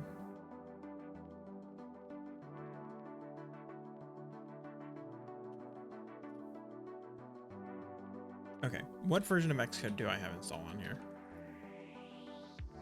15.4. So I should totally have the 17, 15, whatever runtime. Let's just launch Xcode. Let's see what we have here.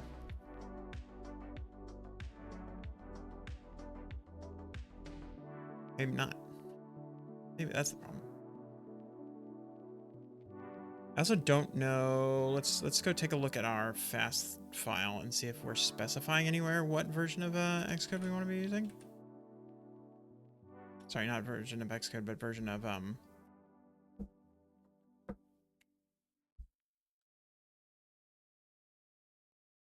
simulator and whatnot. The answer is no, we don't have anything. We're just saying just run the tests. So what I want to do is I want to go to our okay. And what do we got here? So we are not specifying. Yeah, it just says found simulator iPhone SE 3rd generation 17.0.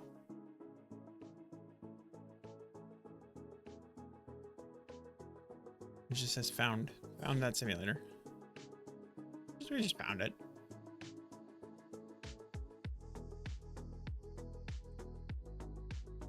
But there's nothing that we have that we're passing in to say which version simulator that we want.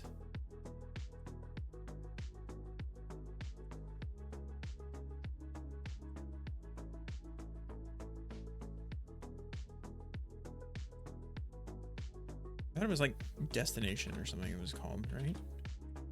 Wrong?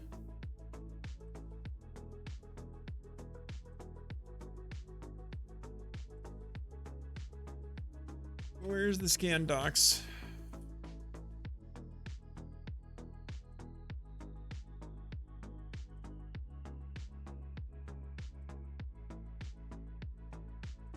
Devices.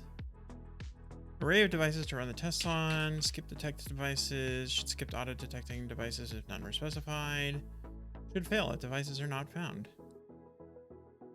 Honestly, that's probably true. We should probably actually have that on. That should probably actually be on by default, but whatever.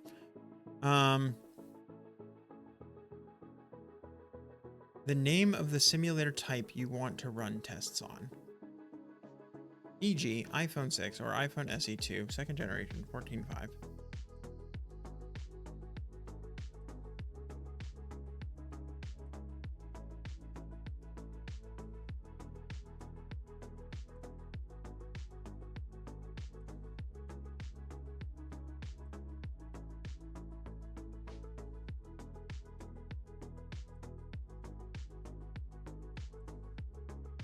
I mean, I think this is the answer, is that we want the 17.5 simulator. You know what? Here's what we're going to do. We're just going to delete everything except the iPhone 15 Pro. The 17.5 simulator. We're just going to delete all of these simulators.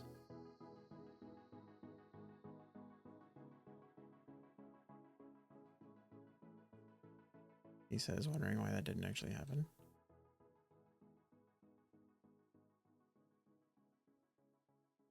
Oh God, oh God, oh God, oh no. What have I done? Now we've got a million windows to close. Look at this. It just opened a different window for each and every one of these.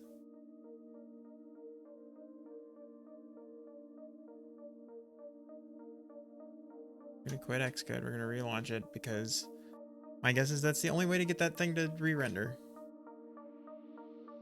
Yeah, there we go. Okay, let's just rerun that build.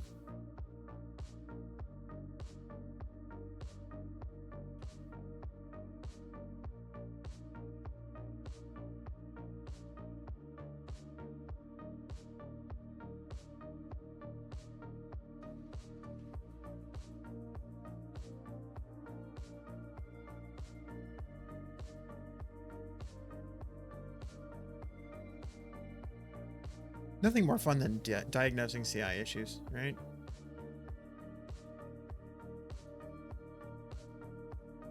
Basically gonna just watch right here. Yeah, this is using the 17.5 one. Perfect. I'm happy with that. This is good enough for me.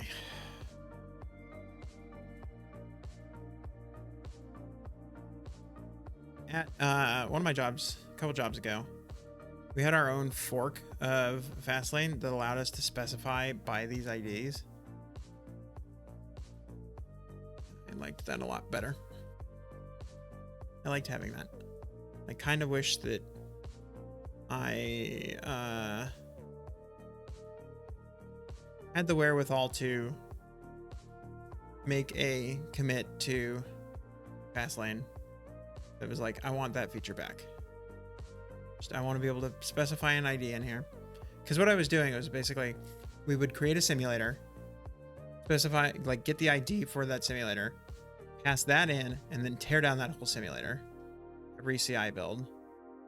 And so that meant that we could very directly, define exactly what runtime and device type that we wanted, but then more importantly, ensure that they would exist.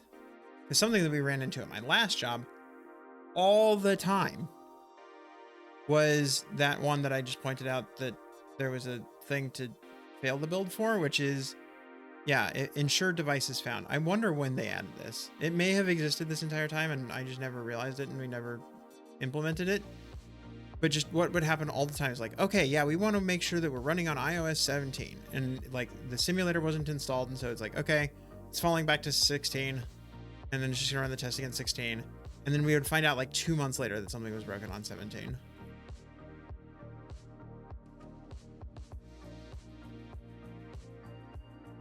Draw. It was obnoxious.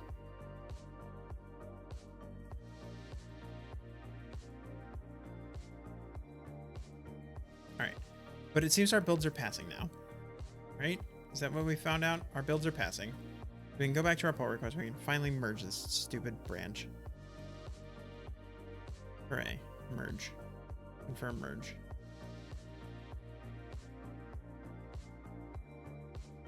Okay, we are done. Let's go create that other issue. Did we create the other issue already? We did not. Yeah, this actually hasn't been created yet.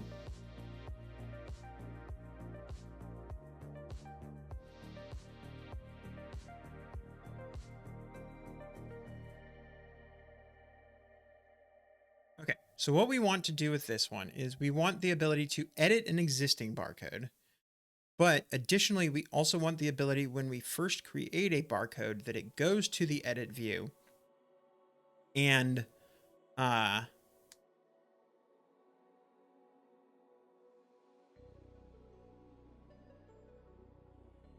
don't know what I'm saying. It goes to the edit view and it allows you to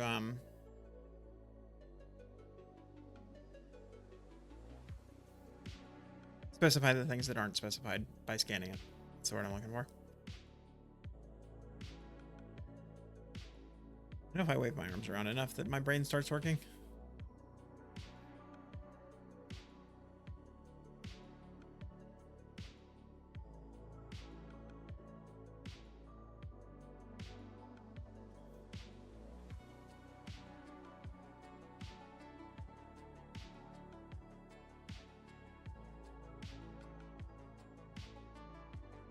The other thing that I want to do is I want to figure out what's going on with all these other branches. I feel like the answer is they're not super useful.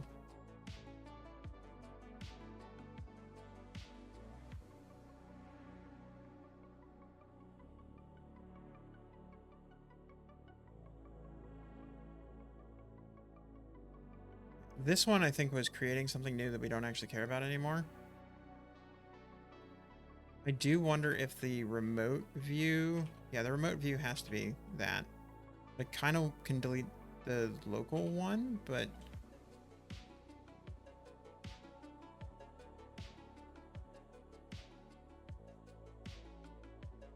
yeah, okay, so let's delete the local one and then we can delete all of the rest of these as well.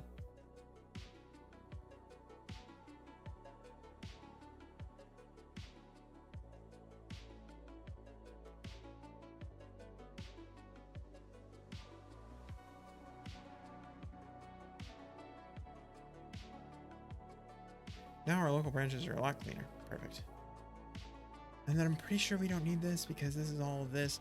Oh, yeah, that was the thing that I needed to add the other day. Increase brightness when navigating to details view. That is a feature that we want to have. I'm going to add it to our issues. I think there was something useful in here. I don't know super how well it was, but yeah, this allows us to change our screen brightness.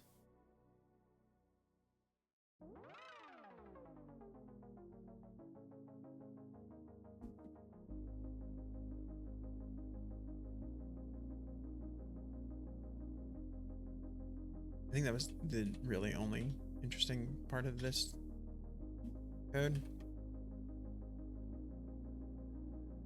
Hey, look at all this stuff that was cacheable.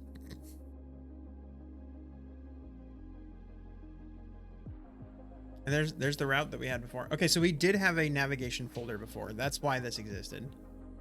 This view had this. We created a basic details view. Didn't do much, but it did exist.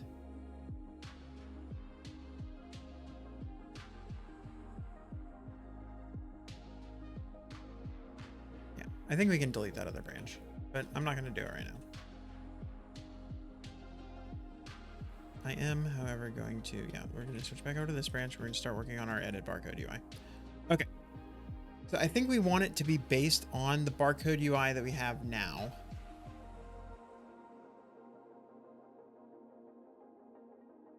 And I think what happens is, like, when we set the edit, I almost want there to be like an edit mode of the existing UI. Because, you know, like, I'm pretty sure, like, if we go to like a contact or something here, let's, pretty sure I don't have any contacts in here. Contact. Let's go create a contact. John Appleseed.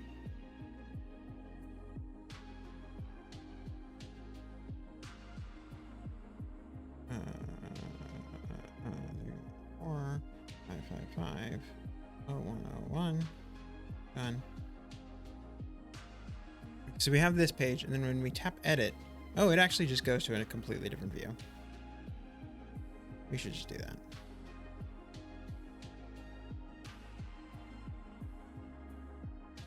It used to be, I think, that there was a lot more interesting, like it was a lot more similar, I guess is the word I'm looking for. I'm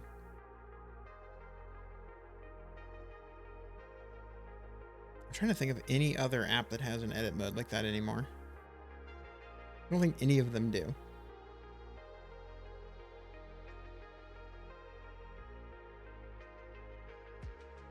So yeah, we should just have two different views and then crossfade between them. That's not a problem. Okay. Then the answer that we have is that our barcode view, when it's presented, needs to have an edit mode. Yeah, let's look at that contacts again. So we're on this page. This is our default page. You tap this, we go to here. When we hit edit, it just crossfades between it. That has a cancel and done. And that's it. I think we can work with that. So we need barcode edit page, basically. Module.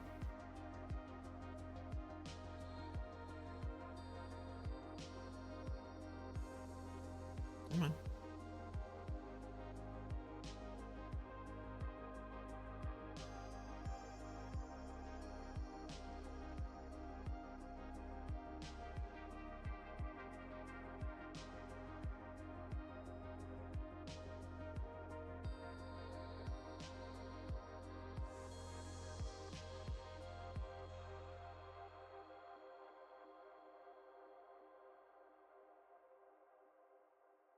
Okay. barcode view, rename to barcode edit.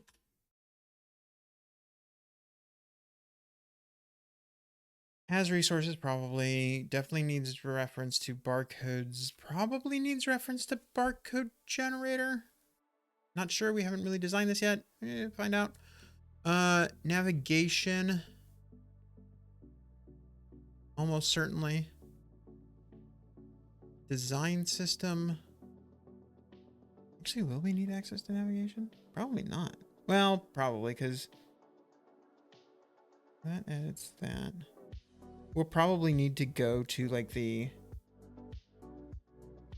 location page at some point. That's the only reason I can think we would need navigation. SwiftUI introspect, probably just because, I mean, we've seen what happens. So yeah, let's do that.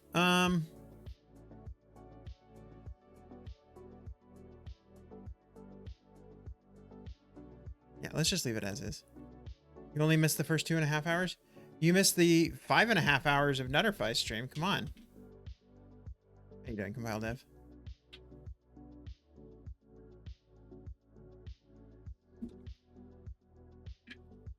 You did see some of that? Nice. You're right in time because we're about to start something new. We're gonna start a edit page. So here, let me show you what we got so far. Let's do a quick recap. You were too busy screaming into the void to say hello. Do a quick recap of what we got so far.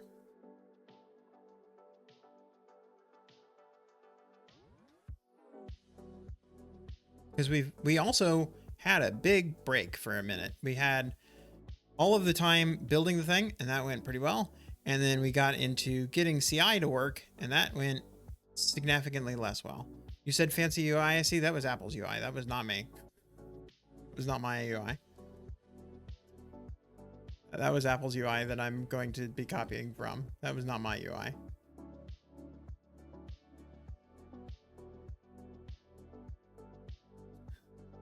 Okay, but we have this here. Let's full screen.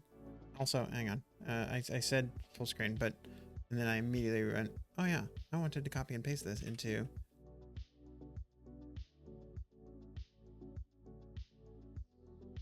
this UI. Important information. We're gonna comment that. Okay, that's for later. Yeah, so the app. So we have this UI you've seen before. When you tap the buttons now, they actually go somewhere. They go here, and here's our UI, and it has the thing, and these are no longer custom buttons. These are now Apple's buttons. We actually got that working. So that is what we got. These don't go anywhere. They're not blurred lines. No, this is true. But yeah, we have this. The UI is sorry, the shadow works as expected. And we have Apple's lines again. And we can, yeah, navigate between different pages. We can technically navigate to new pages here, but they're empty. So that's not super helpful yet. We need to go build out those pages later. But yeah, that's what we've got. And so what is happening right now is you can see on this page, we don't have any names for these buttons or for these barcodes. There's the bonus storage tool. We don't have any names for these barcodes. And so like when you add a barcode, it just has no name by default. And that's a problem. What we need to do is we need to, that's what I'm looking for. What we are going to try to do is make a view where when you scan the barcode, it takes you to a view that allows you to edit that barcode before you save it. Yeah, barcode 1, barcode 2, developer tradition, exactly. And then like also when you are looking at this barcode, if I want to rename it later, for example, I can do that as well. in here is basically go into here and say, oh, I want to edit this barcode. And yeah, that's it. So that's what we're going to work on. We're going to work on a page to edit an existing barcode so that we can do stuff like, oh, I don't know, rename it, which is not currently a thing that you can do. But yeah, that's the idea. So we were just in the midst of creating our new model for this. Hey, thank you. Sorry, a new module, not a new model. And then we need to go to our project file. Take the weekend off to fall behind a little. No, man, I'm already falling behind. We just had to cut the Apple Watch entirely in order to get back on schedule. I had to rearrange some stuff. And then, yeah, there was like a little bit where it's like Apple Watch was in here, but it took over this space. Because it like Apple Watch had started back here and was like going through here. And I'm like, I don't know about this. And so yeah, I dropped the Apple Watch support. Bummer, but hey, you know, if I keep at it, then I can be good. But yeah, you'll note that this is literally every day, which I don't think I realized when I was putting this together. This includes Saturdays and Sundays. So I guess I'm streaming every single day until September 18th. Have fun with that. Indie life. Yeah, exactly. But yeah, so barcode view. Now we have barcode edit.target and barcode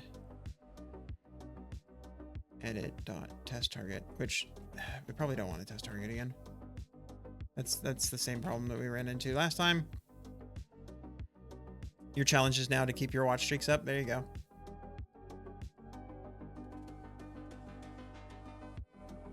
And keep all the spam bots away. It's weird. I know I'm jinxing myself the second I say this. We had so many spam bots in Nutterfy's stream. We just kept slapping them all down. And I've had none. Been here for 2.5 hours and zero spam bots. But I think we had like 5 or 6 on Nutter stream. It was ridiculous.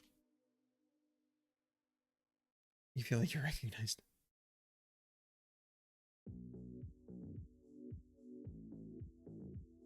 Okay, so we're adding that file. We're just referencing it here. We will need to reference it from barcode view, and we'll also need to reference it from root, probably. Yeah, we probably need to reference it to root.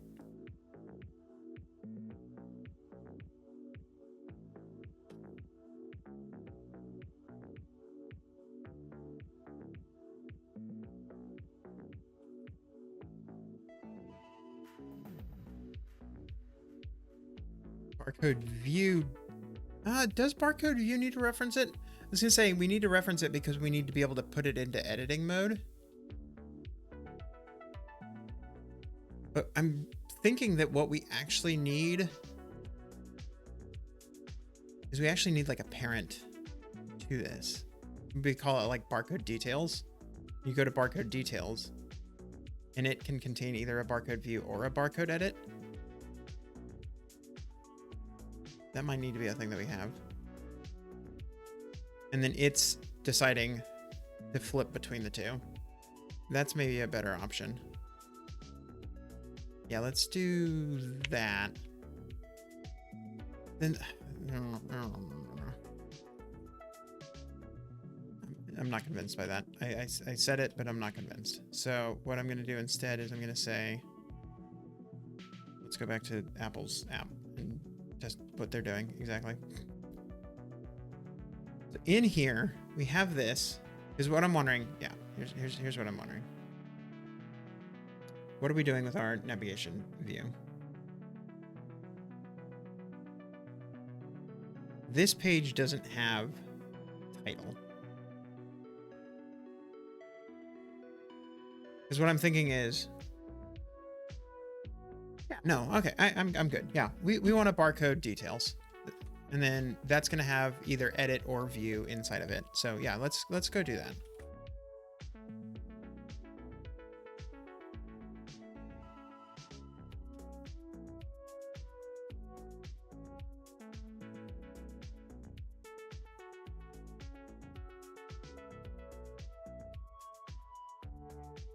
And then what's interesting is in here, barcode edit, there's barcode details.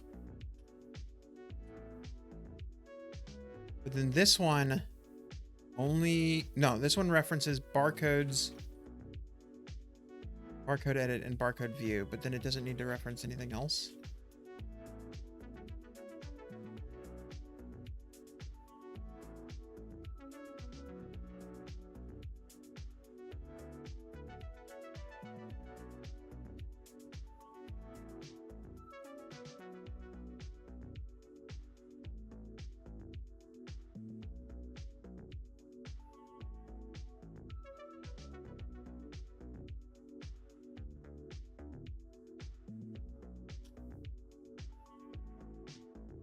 This is not going to be done. Yeah. Oh, okay. This isn't going to work for a couple of different reasons. That wasn't the reason I expected it to not work, and then it still didn't work. The other thing that I need to do is I need to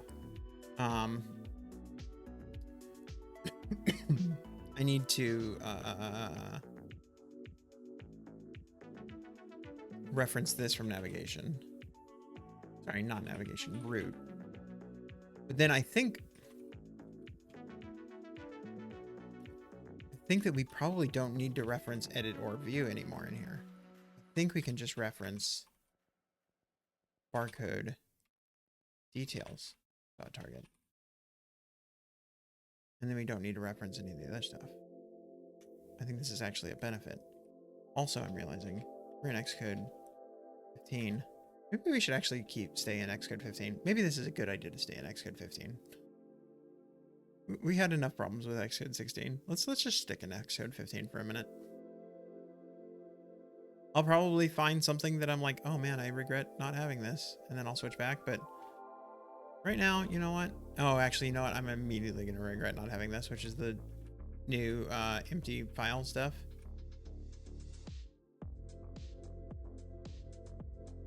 Yeah, I already regret not having that.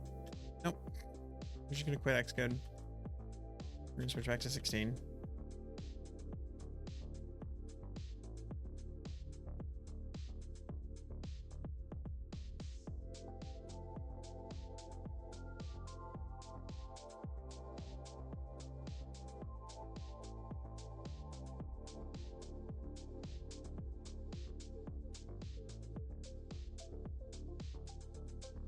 I was going to say BBG, but this is still not going to work. Because that, yeah.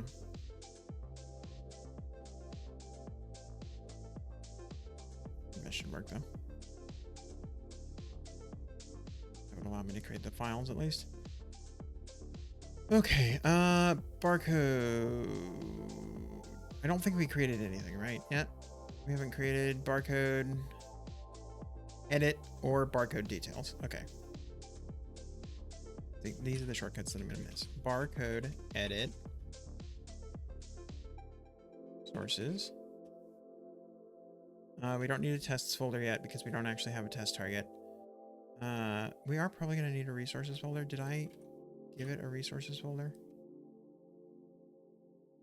Yes, for barcode details, which probably actually is not true. But then we will probably need it for barcode edit.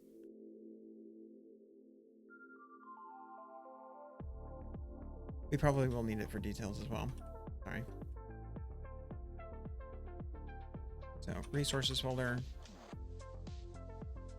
And then another new file or another new thing, barcode details. And this one needs a resources and sources folder as well. And then in here, we're just going to say barcode details.swift. Okay. We'll come back to the resources ones because I don't have a keyboard shortcut for those. Barcode edit.swift. And then what I'm looking for here is I need my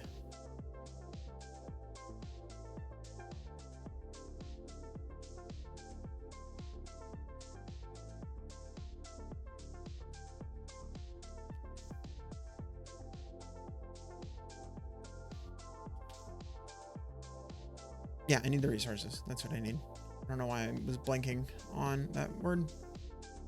Okay, new file from template. We are looking for strings. Boop. Localizable strings.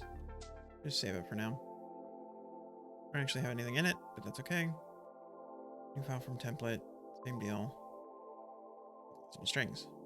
Sweet. Okay. Now we should be able to render that project. Perfect. Okay.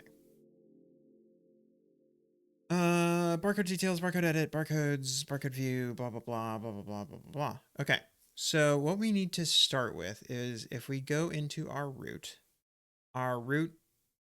mapper, sorry.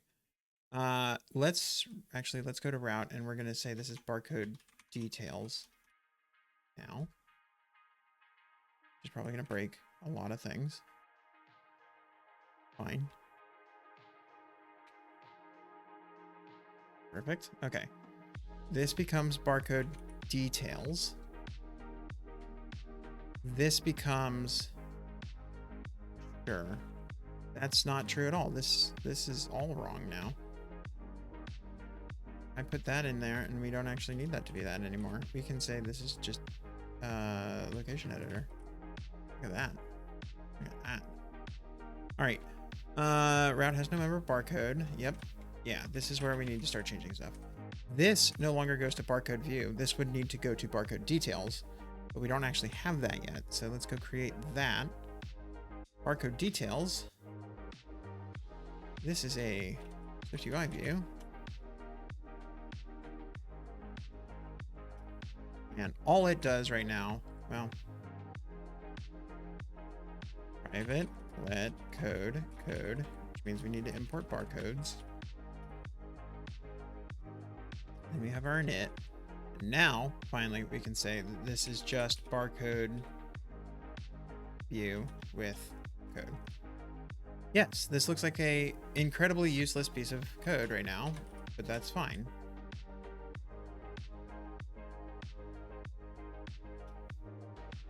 Now is where we need a fake code.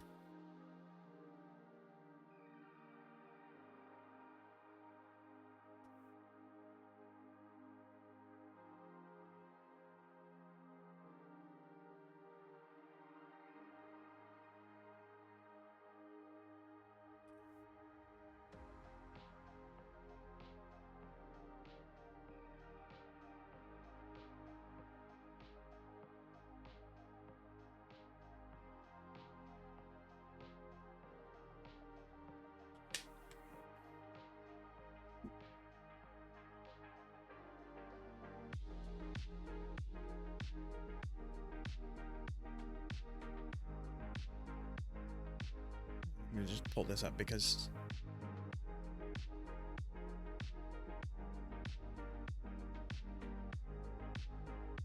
there we go. Okay. So now that we have the barcode details page, that's where we want to start. But what I'm trying to get at here is we need to add a navigation bar button item. Oh, chat overlay broke. Okay, how did you know that? Because the viral to no one thing. Oh, that's why I feel comfortable with that code. Nice, yeah. Yeah, the chat overlay has been breaking a lot today, and I don't know why. No, that's not going to show me anything useful. Actually, I want to try something. Does the fireworks still work? You can use that to get my attention, obviously. No, it doesn't work. Okay, never mind. You know, see and ignore all. I'm trying to think of how you could get my attention in the times when it's not working. Does the hat change still work? No. It's dead. It's dead. Which is weird because, I mean, it's obviously still running. Because this is here. It's still running, but it's just not getting any notification from Twitch at all. That's weird. Anyway, we'll restart it. I don't know why. Yeah. Now the fireworks should work, right?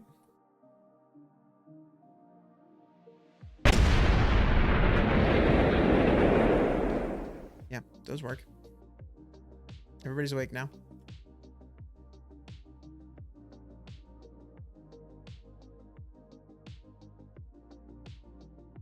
Yeah, I don't know. I don't get it.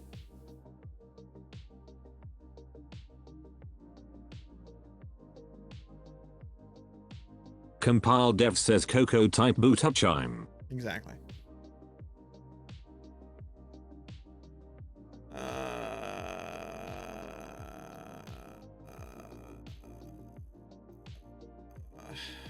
I don't know what to do next. This is my question.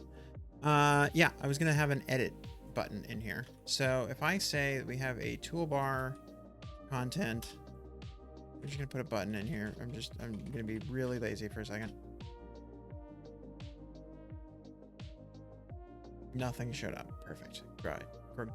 Great. Love it. That's because this is in a navigation stack. And if I do that, then it probably would work. There's no longer a syntax error in that file. I swear to you, I fixed it. Oh, maybe I didn't. Maybe I literally typed the pi symbol there. That would break it. I agree. Now we have an edit button. Sweet. Okay. So what I'm thinking here is when we tap that edit button, what we want to see is that we switch out to this barcode details view. Sorry, barcode edit view. So what I want here is struct barcode edit, also a view. Needs to import SwiftUI or else nothing is going to work.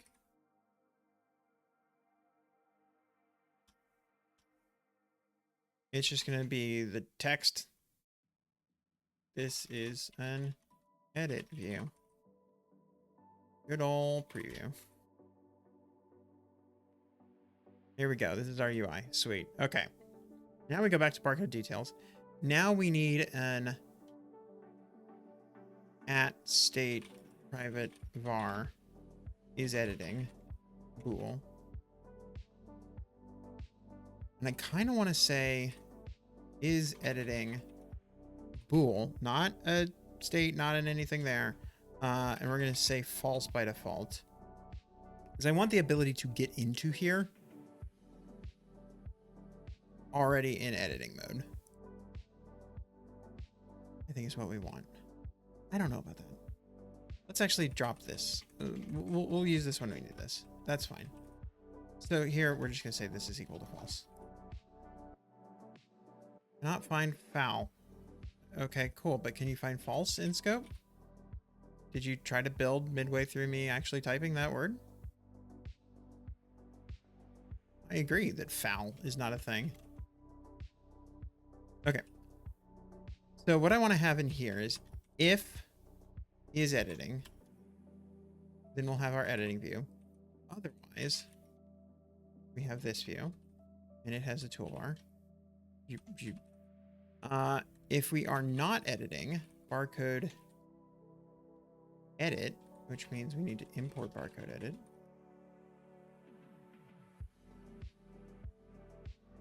Barcode edit has nothing else. Dot toolbar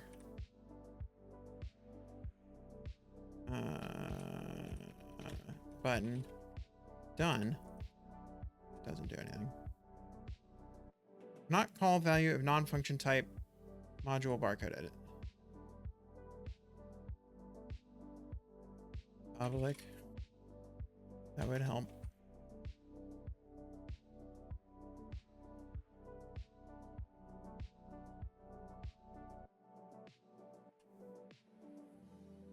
All right, so now we should be able to get into here. We get into our preview. We have the edit button. When we click the edit button, nothing happens because I didn't actually set this value. Is editing equals true? Is editing equals false? Now when I click the edit button, we switch to this is an edit view, and then we click done. It switches back. Look at that. Boom, boom, boom, boom. All right. I want a crossfade and a pony. I think a crossfade's easier to build. How are we going to do that, though?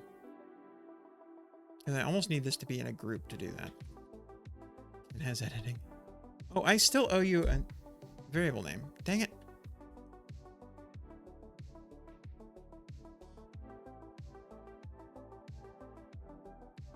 You want me to use can has editing here now for is editing? Since it's a decent name here. Then I can get you methodical madness somewhere else. Can has editing. You are almost always the variable name. It's because I keep forgetting that they exist by the time that I get to actually writing code.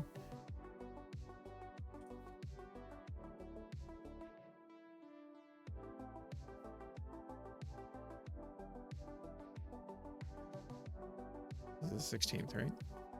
Yeah.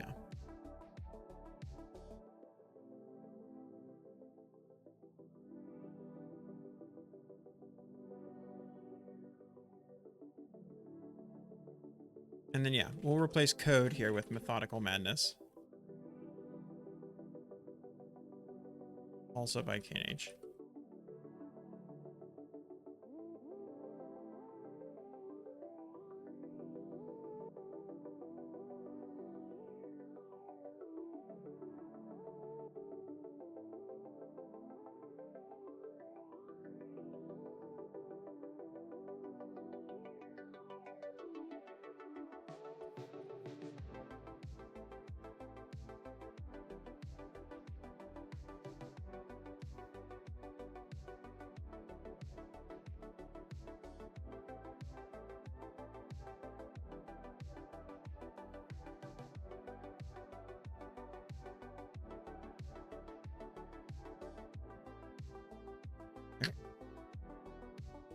Mark is complete. Mark is complete. There. We've done those two. Syntax error. Why? What are you talking about? Oh, I'm missing a close. There we go.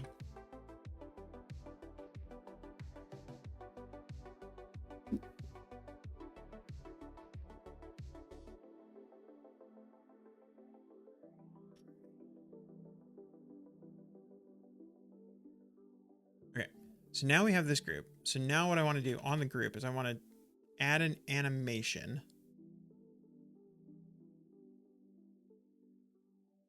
I'm totally realizing that I don't need this. Hold on. With animation. I might be able to tweak this, but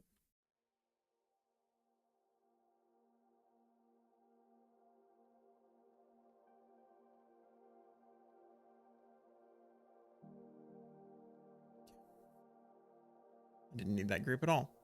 Although, what? Did you see that it was like, it slid? Why is it sometimes sliding into view? What the heck is going on there? Like sometimes it's based on how fast I do it. That's weird. Can I change what animation we're doing? Animation. Completion criteria. What the heck is a completion criteria?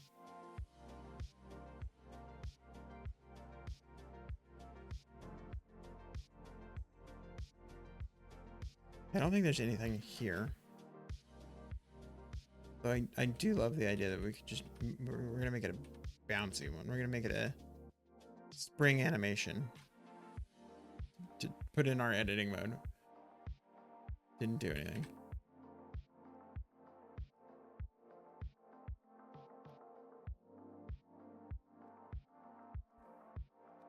Woo. That did nothing. It wasn't even exciting. I was hoping that something cool was going to happen there, and nothing cool happened. We do that. It's vaguely cooler, but I don't know. I'm messing with stuff that I probably shouldn't mess with. We're gonna stop messing with that. Now we have animations. Now we don't need this group. That's the answer here. We don't need that.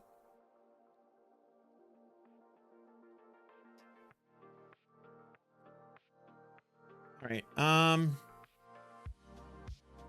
Here's the thing though. I need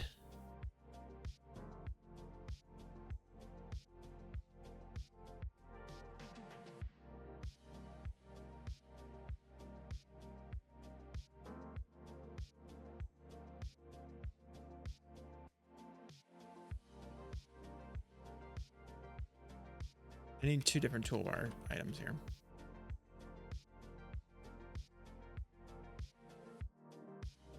Because I need to be able to change the placement of them.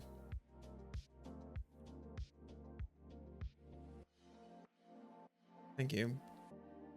Whatever for doing that, but okay. Okay, yeah, cancellation action and a confirmation action. Yeah, okay, confirmation action, done.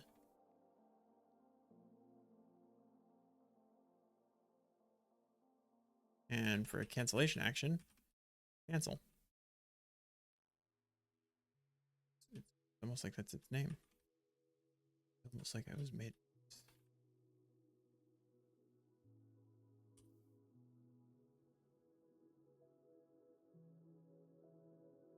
Almost like it didn't work. The right button.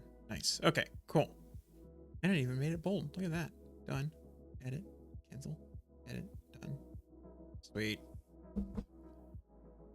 Okay. I do need to clean that up massively, but that's a problem for later.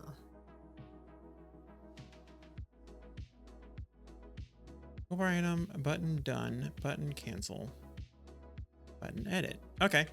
So we're gonna go localize these files because we're just that crazy.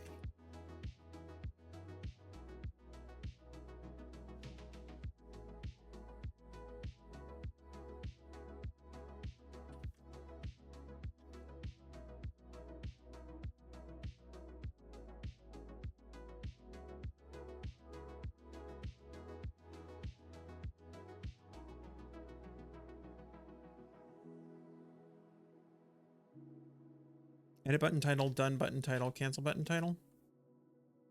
They're all out of order, but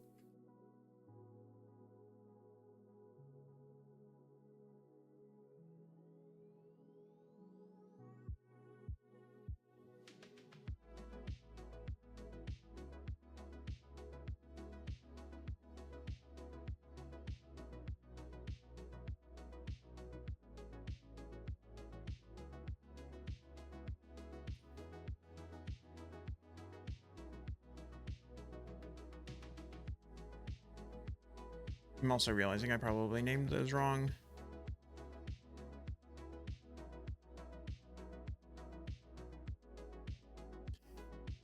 Question about toolbar item. Is it a protocol? No. Also, this is not a toolbar item, so that's not helpful to answer that question. Still not a thing. Toolbar content is a protocol, though. It's not helpful because I still need...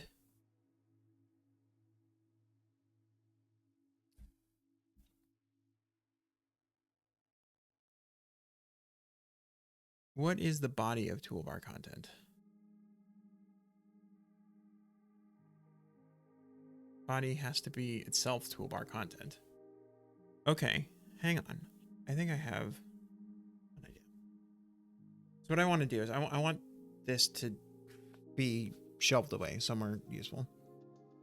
I kind of want to have like a done button, a cancel button, and an edit button. And those are all shelved away. And they're going to be made easier. They're going to be made better. They're going to be made simpler. They're going to be made shorter. They're going to be made something. Struct. Done button. Toolbar content. This is what this is. It takes an init that is sure. We'll keep calling it Ken has editing, right? Binding to a Boolean.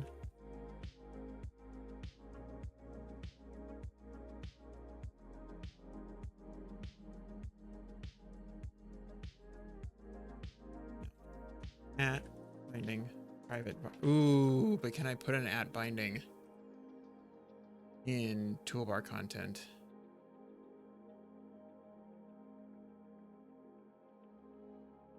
Let's find out. I don't know if this is gonna work. Not conform to toolbar content. Yes, I know that. Body. See, this is what I want here. Is that this is beep, underscore can has editing equals can has editing.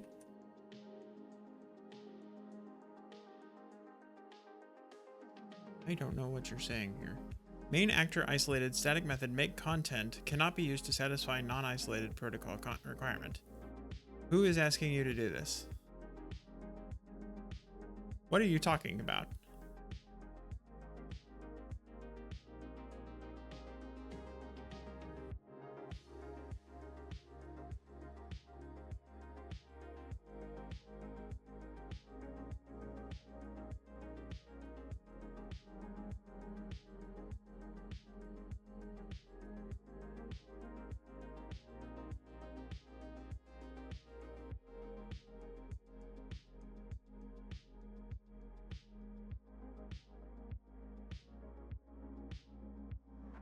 Oh, jeez. Okay, I have a feeling like this is just not ideal. It says this has no effect, but then if I don't have it, it's like, you should add it.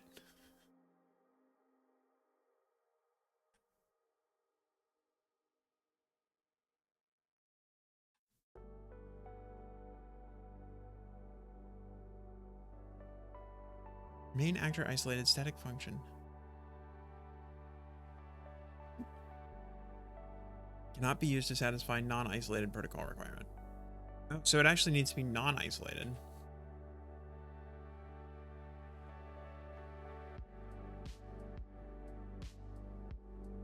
That didn't help. I'm pretty sure none of this is going to help. That's a bummer, because this is basically doing exactly what I want. I'm hoping. I actually haven't even tried this yet. Done, button. And has editing. Has editing. This is basically doing what I want. Except for the whole part where it doesn't build. Gotta go eat. Eating. Who eats these days? Pizza. Okay, now I'm jealous.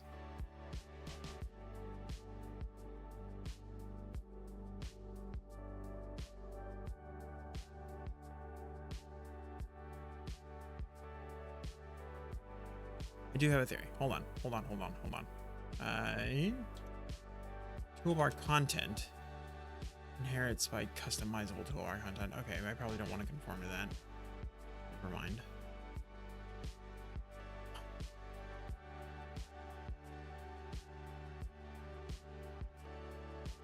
It's a bummer. I wanted to clean this up. This is a good idea. But it's okay. Fine. We'll just make it a done button. It's just going to be a view. It's just going to be the inner parts of this. It's not going to be part of the other thing. Just, I wish I could just... I wish I could just do that. I just wish it would be this. You know? I wish it would just be that.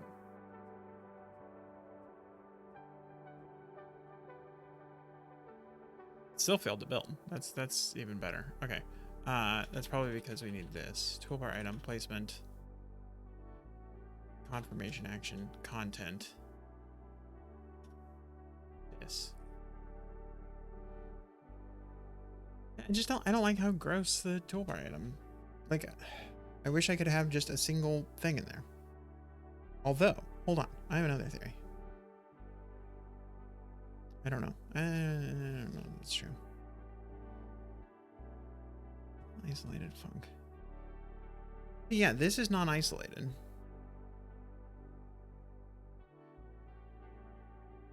Use this method to populate a toolbar with a collection of views that you provide to a toolbar view builder. As I say, can I provide a toolbar view builder?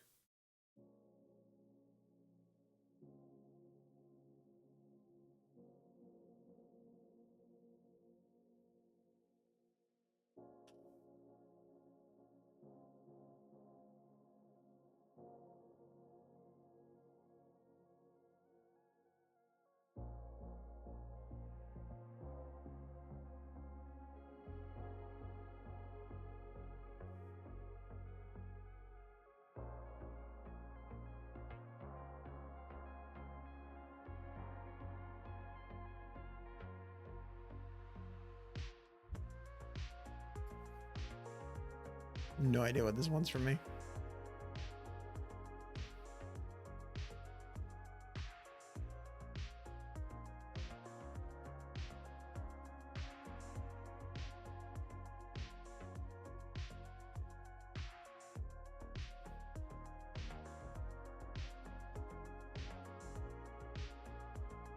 Because what I could do here then is I could say toolbar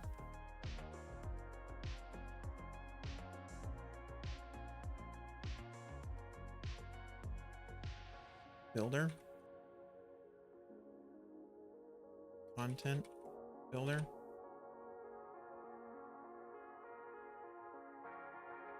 And then I can fix it that way.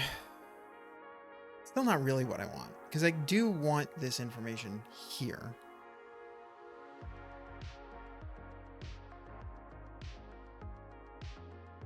Yeah, if I could inherit from toolbar content and I could put that in there, that would be great. But I don't think I can. Oh, I do have a different idea. Hold on. Toolbar. So I can return a view from here. So I could just make it a view. But toolbar toolbar item is not a view. Unless toolbar content itself conforms to view, it does not. So I can't have a body on a view that returns toolbar content. Right? That's what we're deciding.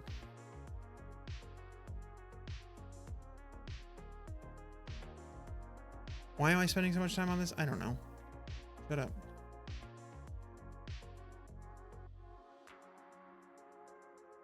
I want it to be nicer. This isn't nicer. This isn't nice enough.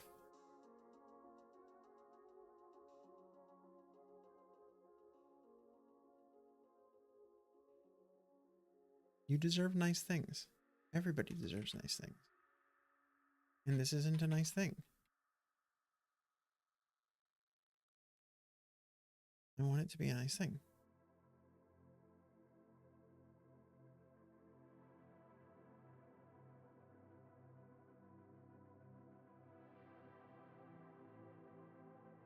I want it to look like that. And it mostly works, except for this weird freaking... Well, except for this part too, but shut up about that.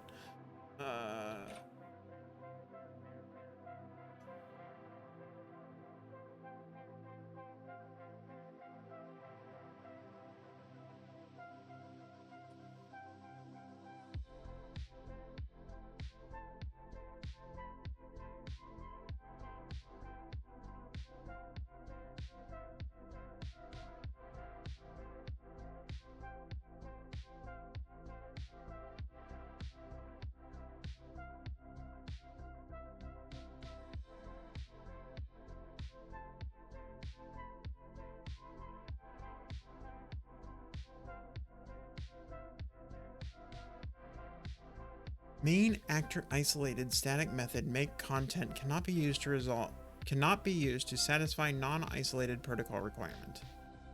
Okay. I agree. And I'm okay with that. But how do I make it non-isolated? That's my answer. Because all I want, we're going to keep doing this because I'm focused on this now. Toolbar content. I'm going to copy this same thing.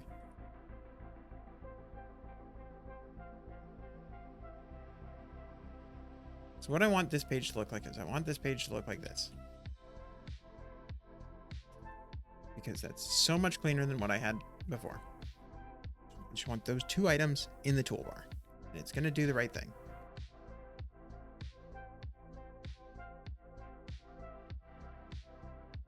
Yeah. It would also be nice if I could just put like a toolbar placement modifier on the button. I would be fine with that. That's another totally valid option. Then I can make these views. I can't.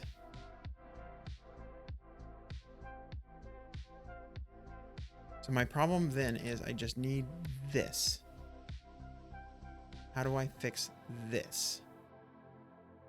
Is it related to the fact that it's got a binding in it? What happens if I get rid of that?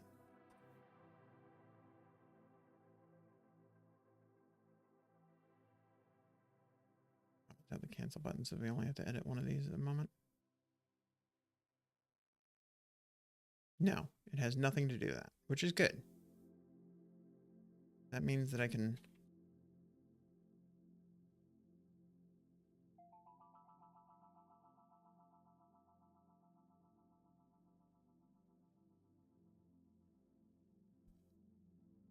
I just want to fix this.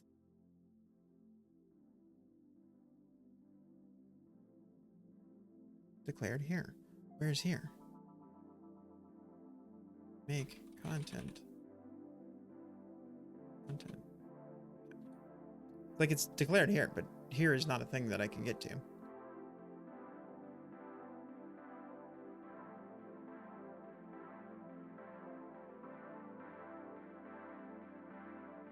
It's in toolbar content, line 729. Pretty sure it's not, because that's not a thing. Oh, look at that. Toolbar content builder is already main actor.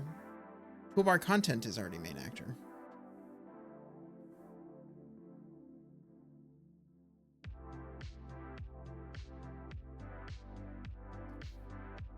But even more interestingly, toolbar content and body itself are marked marked pre-concurrency.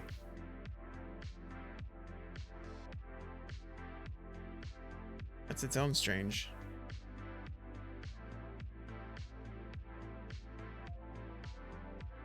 Main actor isolated static method. I mean, how do I make it not main actor isolated? That's the problem. I don't understand. So confused.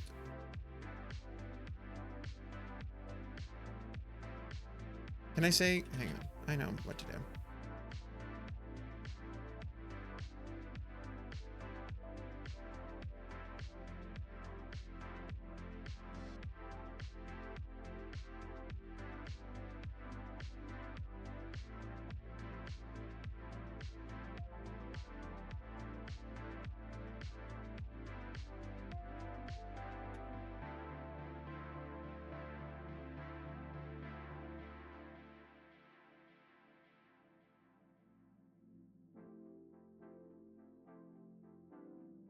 All right, it builds.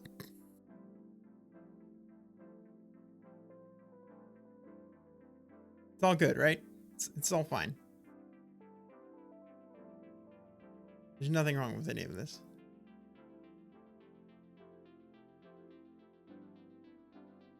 Okay, now the question is, does it actually work? If this entire time... Hi, Manny. What?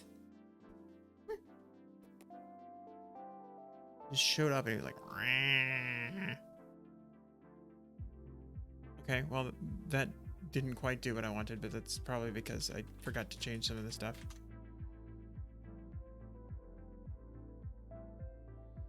Hey, look at that. See, now, I like this a lot better. I'm sad that it doesn't work with Swift 6, but that's a problem for later. Isn't it, Manny? Isn't it a problem for later that that doesn't work with Swift 6? It's probably a problem that Apple has to fix. It's not a problem we can fix.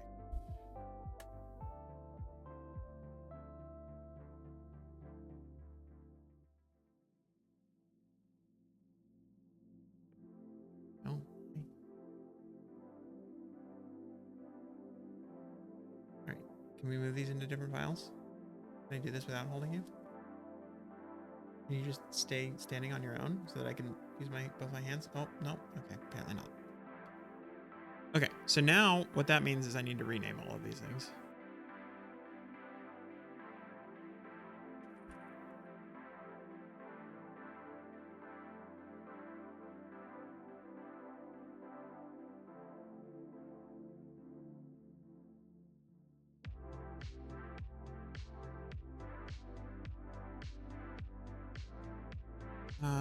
What is the placement on this one? We didn't give it a placement. I guess this one is just automatic. I guess it's primary action. Is really the answer. Okay. So now we go rename all of these localizable things. This is just edit. Sorry, cancel button.title.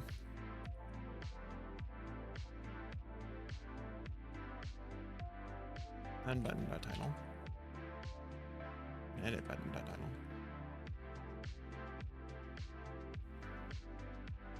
Did you think that we were gonna go on a big rabbit hole of like trying to figure out how to make some code slightly nicer? If you didn't, you don't know what this stream is.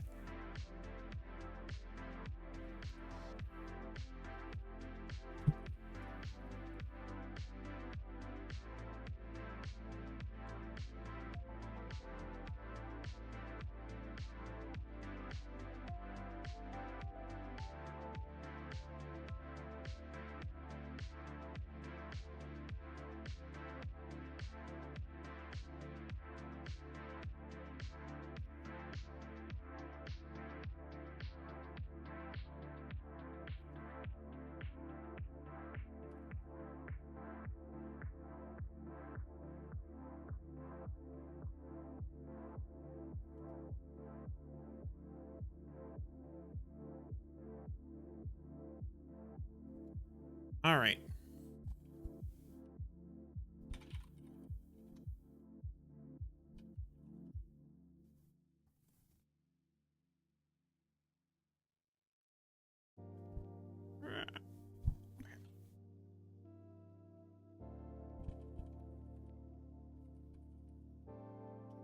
Oh, what am I doing? I need to copy and paste this.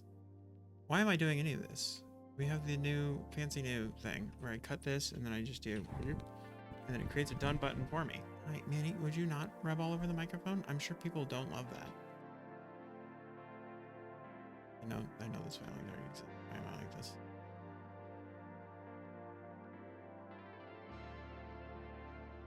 Reduce cat change. They want me to go get Mocha.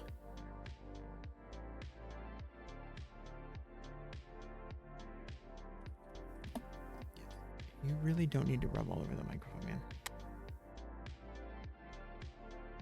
There are a million other things around here that they can rub on, including me.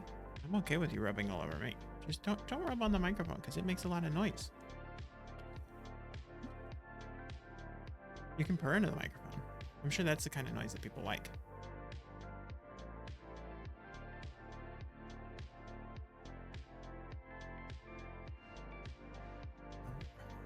I see what you're trying to do. You're not as sneaky as you think you are.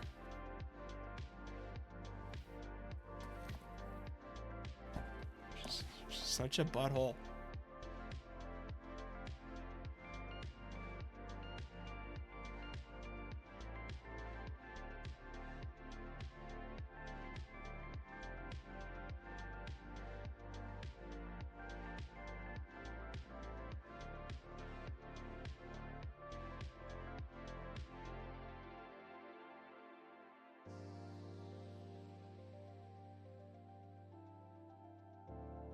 All right.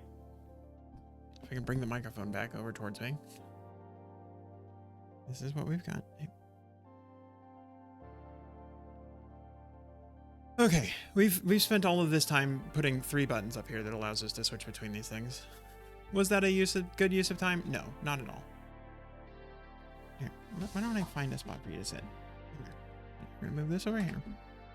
Move that over there. Hopefully nobody comes and spams us at this moment because cat is more important than the spammers. We're gonna go get you your cat bed. We're gonna lay on the thing.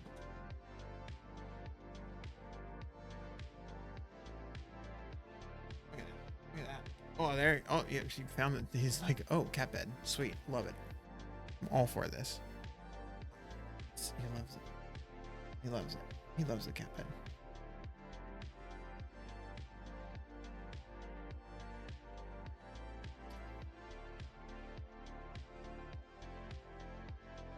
Ow! He loves the cat bed, but he's still biting me. Okay.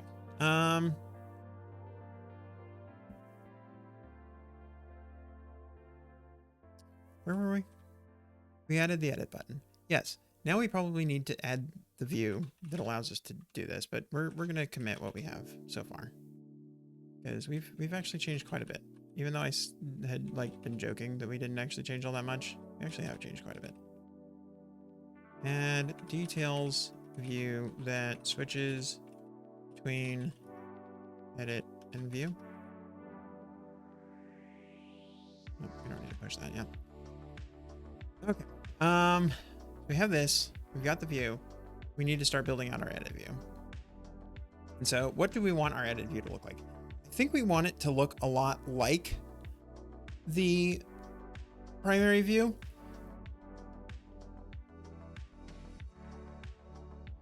But really,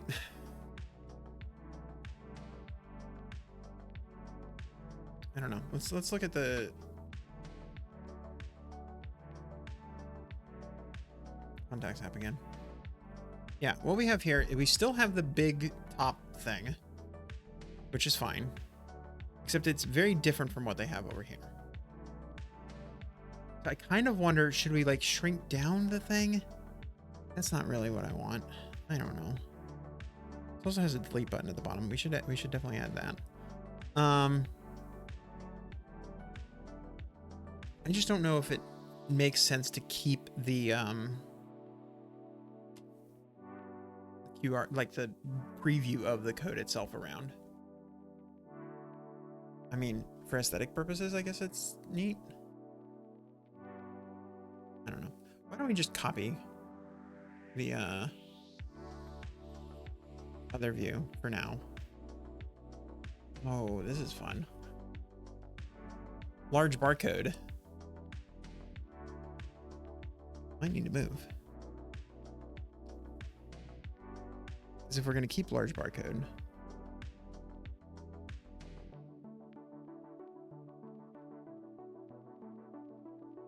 we need it in a place that we can reference from both places.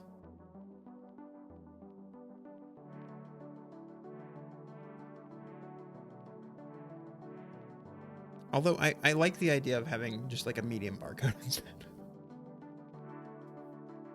Like that's just, we just put something different at the top. I actually kind of like that idea better. We shrink it down, we give ourselves more place to actually edit things. Because what all are we going to need to edit? We need to edit the name. We really don't need to edit that much else. We need to edit the name, the location, the date.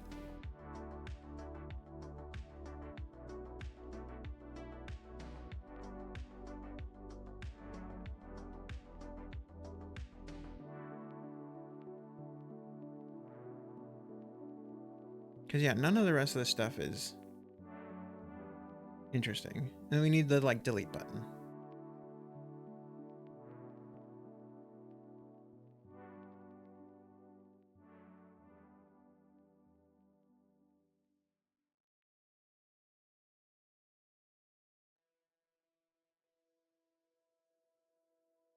It's interesting that this is inside grouped and this is plain.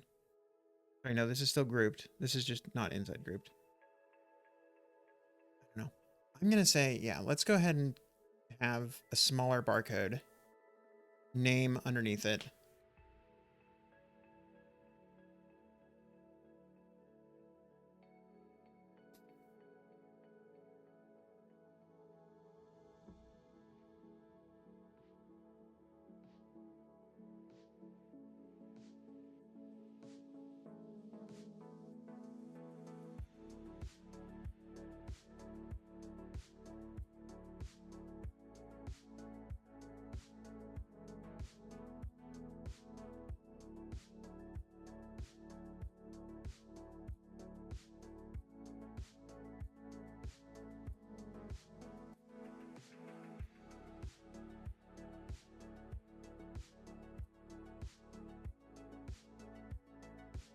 Just wondering, like, what is the bare minimum that we can get away with in terms of the name here?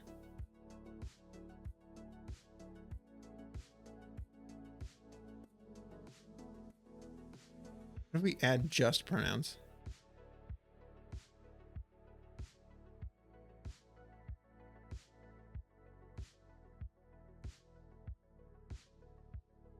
No name. Okay. So it does eventually give me something if I just specify absolutely nothing at all.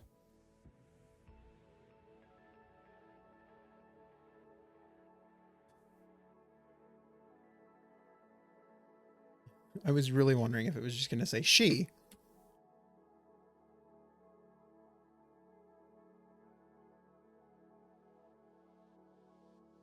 I was trying to think, like, can I get away with just having nothing in that name at all? I don't think I can.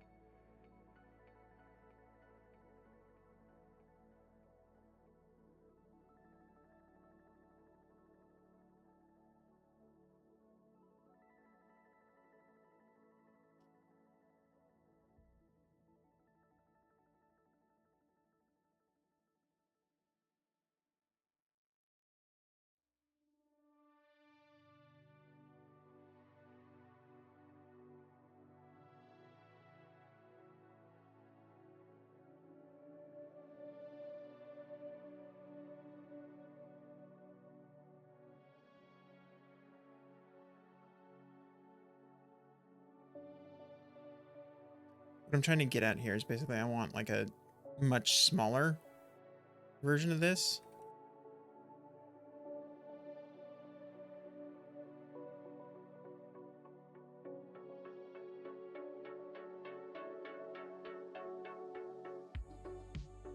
Yeah, so we would put this up near the top.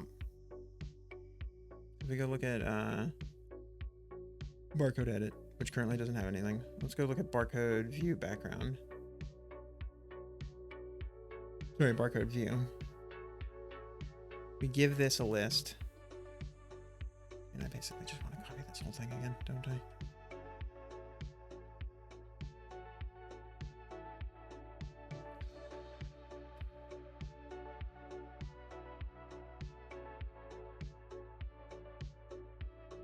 This is what happens when you don't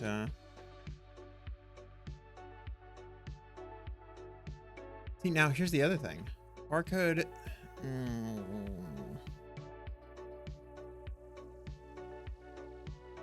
we can initialize it with a code. We may not have a full code at any point, is the deal.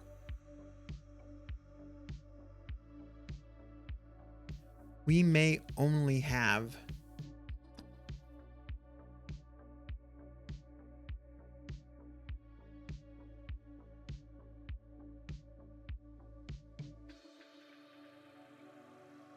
we don't have a background. We have none of this.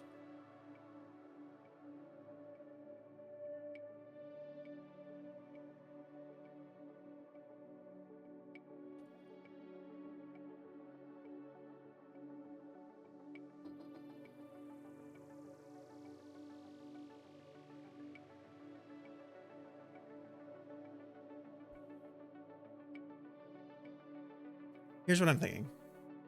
What we need is we need a bunch of states.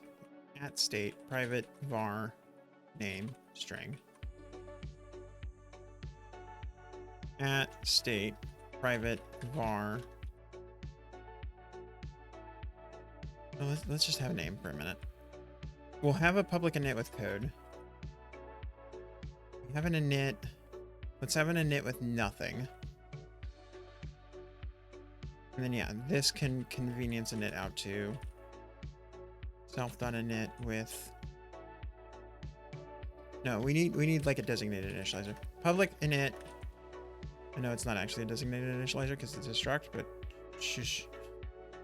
Name string. Self.name equals name. That's the only thing that we really need to care about. Self.init with name, empty string. Self.init with name, code.name. So these are the things that we need to have here. And then down here, now I can have an empty edit. That's fine. This has no navigation title. We don't need this. We do need a code value. That would be important. Crap.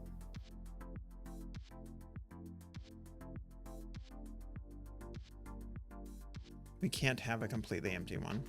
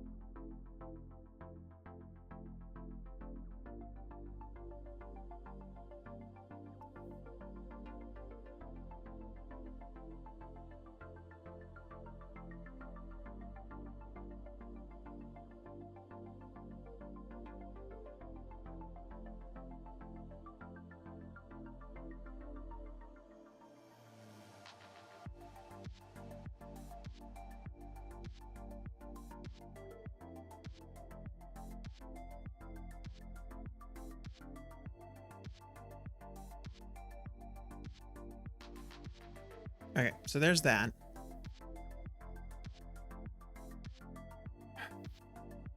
Why is this not centered? The other one was centered.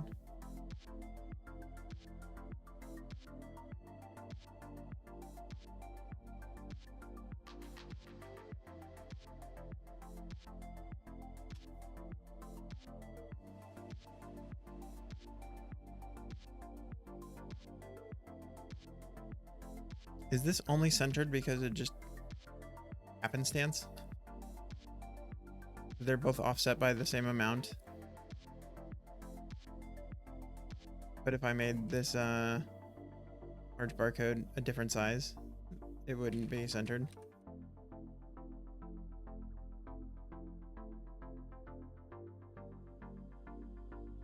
That's hilarious.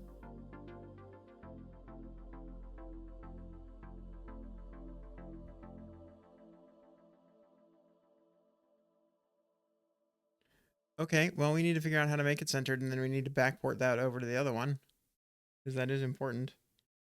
Would this just be a H stack of spacers? I don't know, man.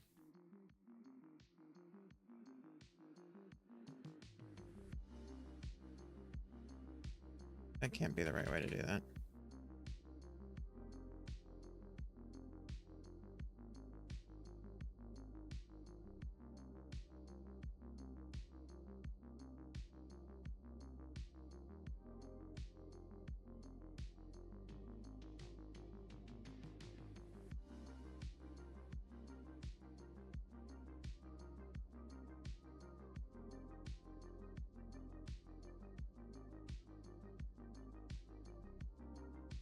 Yeah, alignment is already center. I was going to pass in an alignment of center, but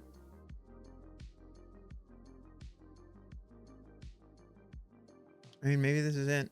I don't know.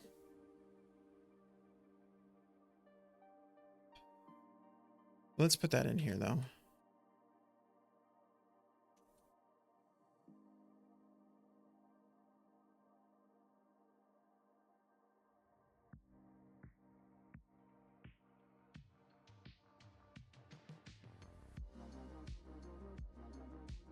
Let's hide our shame slightly better.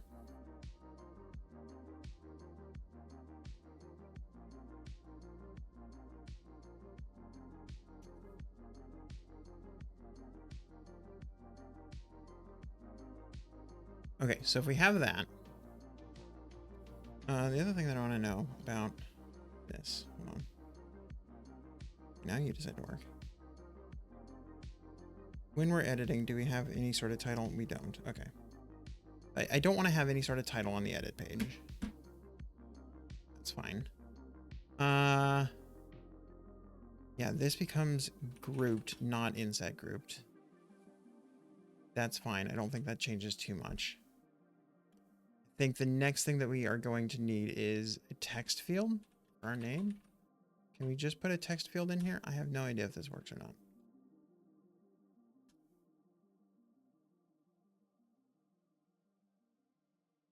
How's the workday been going? Pretty good. How was your day, Adam Wolf? Look at that. That just works. Sweet. I love it. Love it when things just work.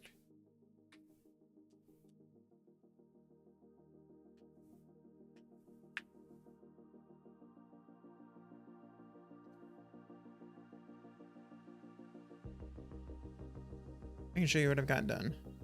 Let's take a break and give you an update on everything.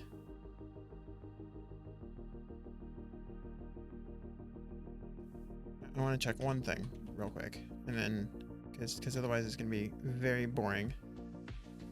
It doesn't quite do what I want.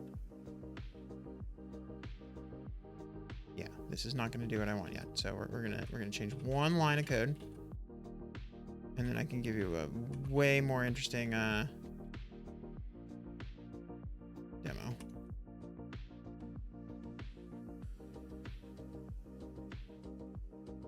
We're going to change more than one line of code, and then I can give you a way more interesting.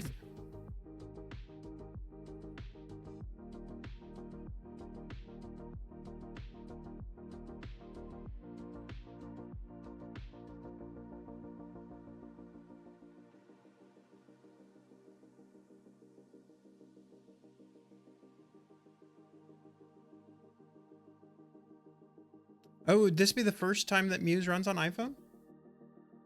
To admit, I still have not gotten super into Muse. Sorry. I'm very sorry about that. Like, every time I look at it, it's like, okay, that's neat. I never really stick to it. I know, and like Peter says, it seems like a cool idea. And it seems like an awesome app. It has not struck me as the thing that's like, oh yeah, I need to like sit down and like figure out what I'm going to use this for. It would probably be a good idea, but I haven't done it. I apologize.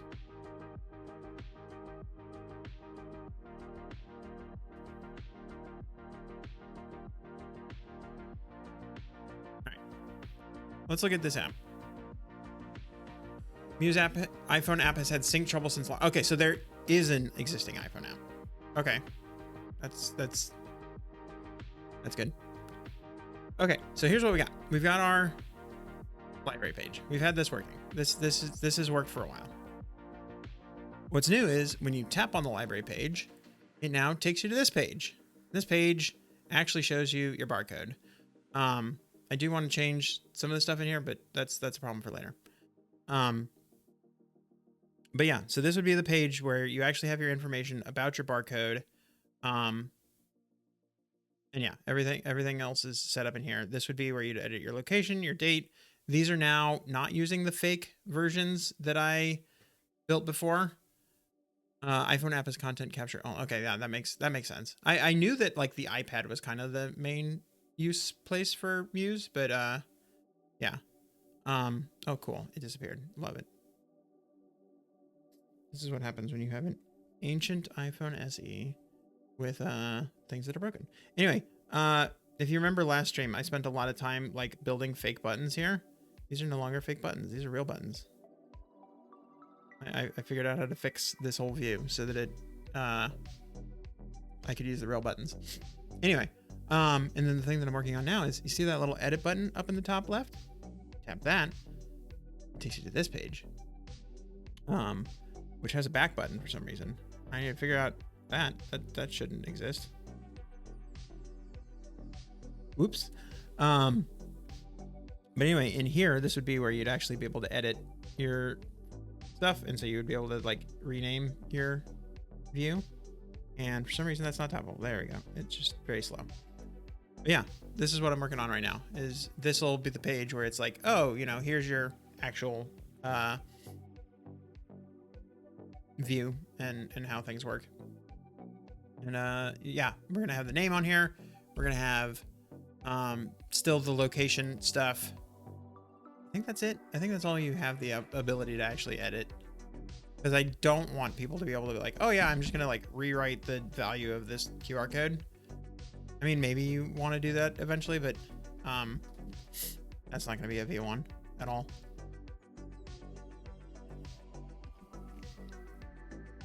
Anyway, I need to figure out that back button. You should not have a back button on that page.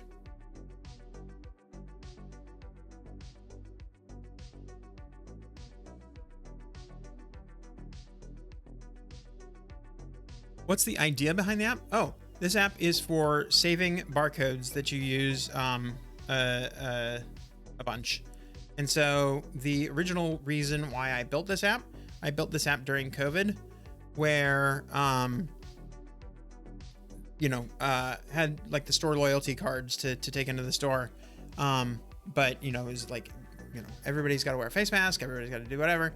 And so I had my loyalty card on my phone, but if you got a face mask on, then you can't Face ID unlock the phone. So what I did was I built an app that had the barcodes hard coded, and it just displayed it on my Apple Watch, so that when I went to the store and I tapped the button, tapped the complication on my Apple Watch, it just popped up that QR code. That was basically that whole app at the time. And I forever was like, oh, you know, there's a bunch of different barcodes that I want to do different things with. And like, it's expanded more and more, like what are the other barcodes that I have that I need to use. So I got a couple different store loyalty cards, because there's, you know, you never just go grocery shopping at one grocery store. Come on. But then the other one is like the library card is a very interesting one, because you can't put it in an Apple Wallet. And I don't want to have to carry around my library card all the time, just in case I go to the library and might lose it, stuff like that. Like, no, I want the library card somewhere I can have it. So I want to be able to just scan my library card and have it in here. There's also a movie theater nearby that has barcodes for their movie tickets, and the way they send them to you, they're in an email, and they're like teeny tiny picture in the email. So not only do you have to remember the email and find that email, isn't having multiple grocery loyalty cards an oxymoron? Maybe, I don't know. Not only do you have to like find that email, remember where that email went, when you get there, you like open the email, and then you gotta like hold on 1 second. Ow, don't bite me. I am quite intrigued by the fact that, like, unlike every other cheap viewers spammer that I've seen ever in my day, which has just like the most unhinged URLs, that one was dogresearch.net. That's like a reasonable domain name. And yes, I am re-advertising the cheap viewers because I was just baffled by their URL. Anyway,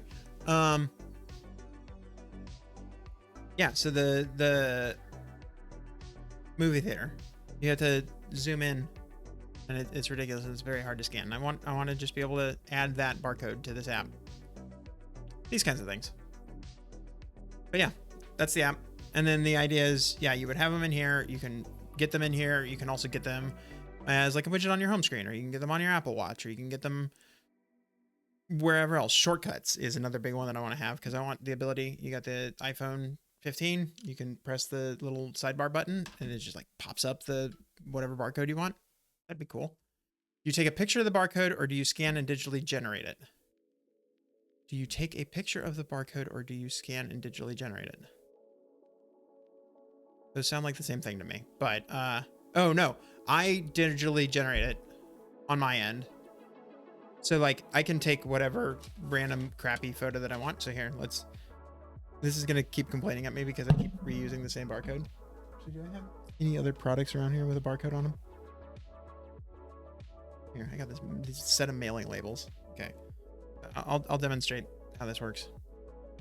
So if I take this, yeah, I'm not taking a photo of this, so you can see that, like, this is, slow down, it says, come on, there we go. Obviously, it was not a good photo of that. It is just scanning it, knowing what the number is, and then regenerating it. And yeah, you can see that, like, it's not even the same height. Like, I am just getting the number and then regenerating it. So yeah, I can also go in here and if I wanted to, I can just type in the number. So this has the number. It was like what, 4908 10504 407.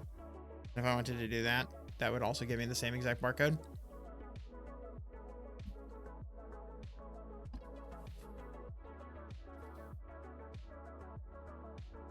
So yeah. Will you display the number under the code for the cases where a scanner at the gym, for example, is not working? I did think of that earlier when I said something like, oh, I didn't want to allow people to like edit that number. And then I was immediately like, oh, people might want that number.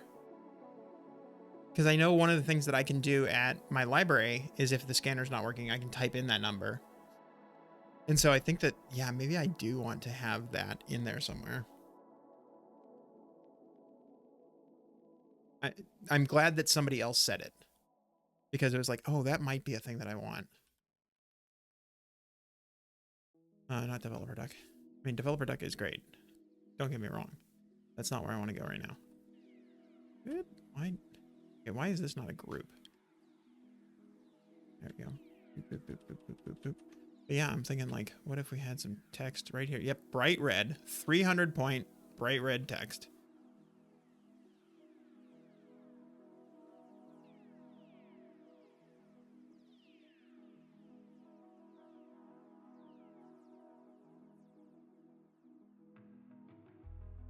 To compare the barcode matches what scans. Okay, yeah. I mean, that's also a good idea to make sure that it did turn out right. So if I use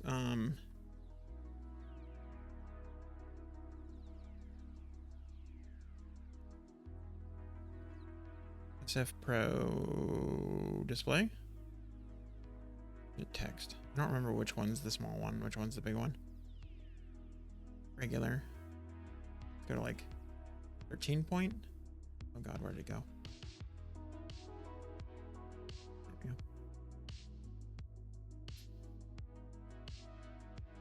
Da, da, da, da.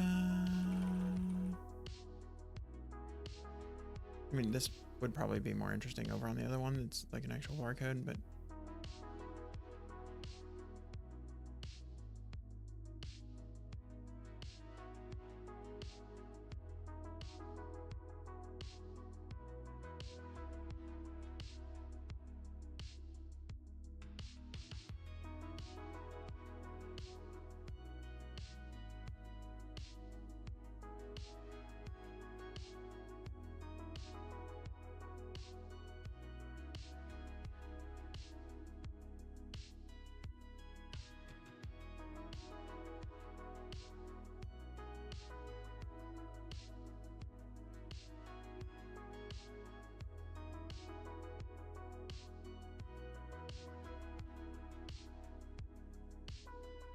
something like that. It might be a little bit too small, but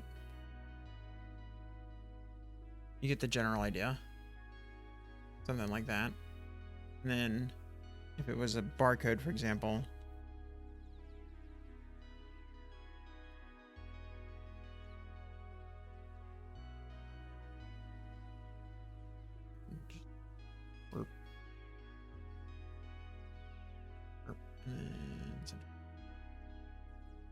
yeah, something like that. Doesn't look too bad.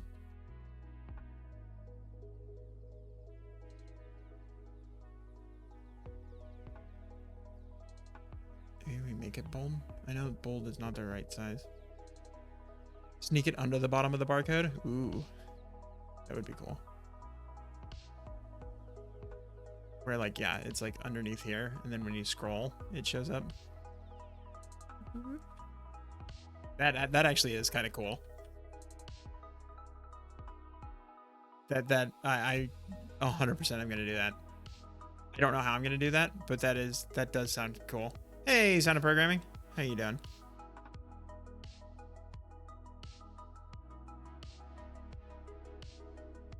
Yeah, if I hide it underneath the thing itself and then you scroll down, it shows up. Be sick. I'm doing pretty good.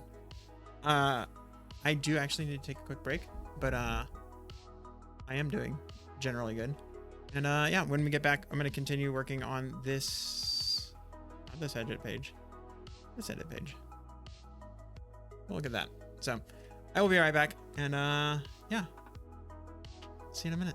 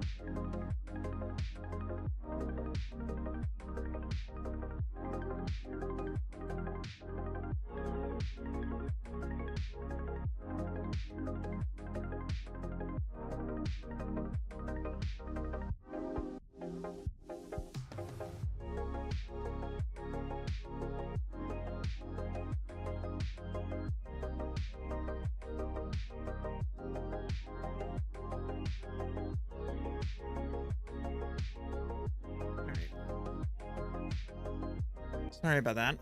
I do actually have to leave pretty soon. I'm gonna knock out one more quick change, and then I gotta go. I did not realize how late it was. I want to fix this background here. This is not ideal. Yeah, I don't like this back button being here when we have a cancel and a done button that we need to do. But other than that, I think this is gonna be good. Yeah, we're gonna need to fix. Yeah, I'll put this button here. It's less sudden of an exit than last night. Yeah, that was definitely an interesting one. Like, oh yeah, hey, I need to leave right now. I had asked some friends to move something up earlier for me. Because it was like, oh, we normally meet at like 6:30. And I was like, oh, can we tonight? I need to move earlier. Can we move it to 5:30? And they're like, yeah, okay, we can move it up earlier. And then at one point I looked down from my stream and it was like 5:24. Like, I asked them to move this for me, and now I'm gonna be the one who's late. Crap, I gotta go. And so yeah, I just like shut down and bolted. Yeah, no, that wasn't ideal. I agree. This whole thing needs to have, yeah, this here needs to specifically not have a back button. Yeah, hey, look at that. Boom. Is that literally all I needed?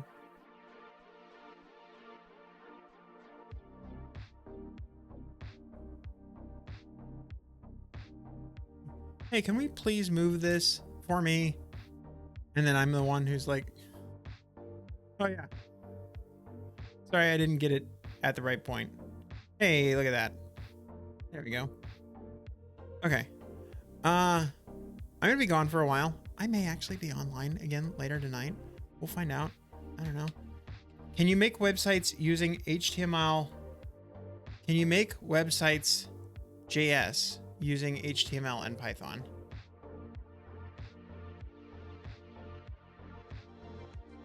Can you make websites just using HTML and Python? Yeah, I think so.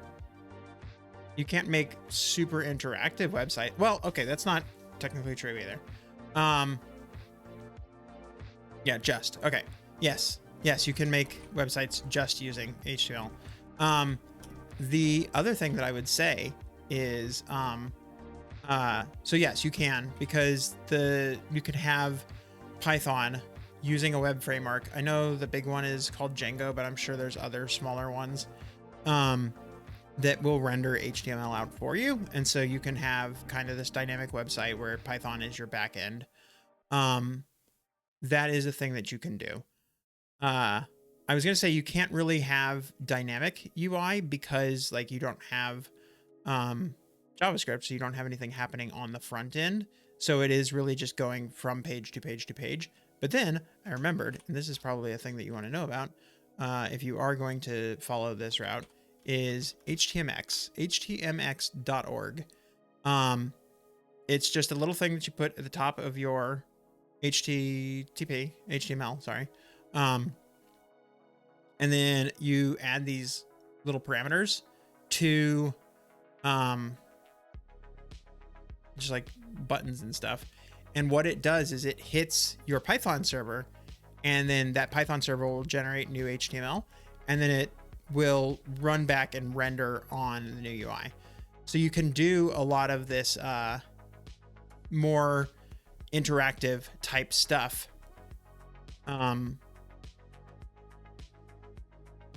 without having to use JavaScript. I mean, use JavaScript. It is using JavaScript on the back end. That's what this script here is. You don't have to write JavaScript. You really just have to say like, this is the API endpoint I'm hitting. And then HTMX is like doing everything else for you. You really just type HTML and Python and you'll still get this kind of UI, this kind of dynamic interaction.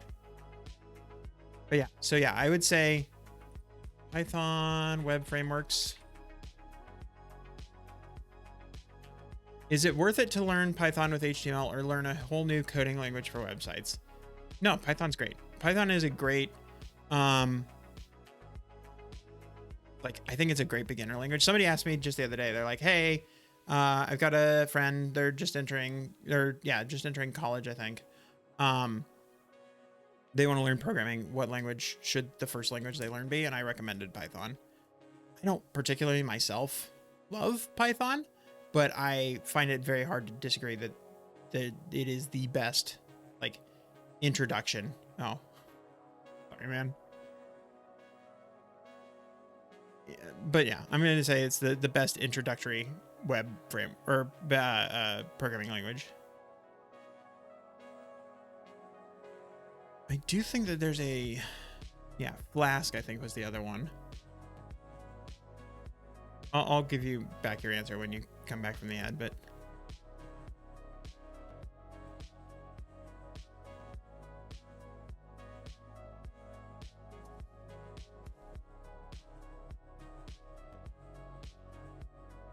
I don't know what bottle is.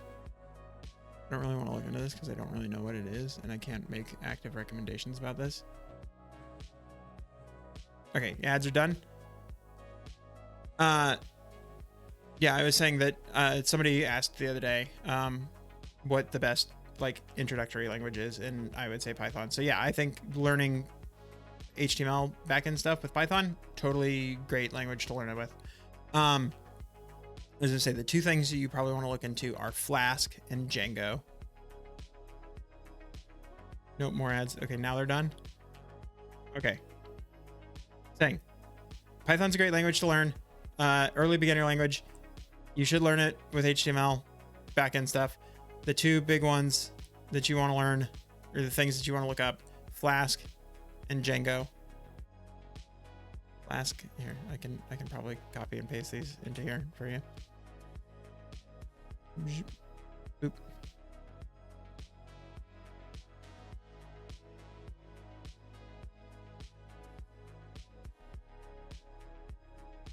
Those are kind of doing web services backend type stuff in Python. You can do that. That would render HTML for you. Probably. Let's put it this way. It's been like 4 years since I've worked with Django, and it has been longer than that since I've worked with Flask. And even when I did work with Flask, it was like I barely touched it. So I don't have a lot of example like things right off the top. But then there's that. And then yeah, HTMX is the other thing that I would recommend. Boop. Yeah. What is this link? Sound up programming. Modern web applications in pure Python. Interesting. I've never seen this before. Huh. Oh, is this like rendering HTML in Python? This is like, okay, yeah. So this is like a Python DSL for HTML. Interesting. Huh.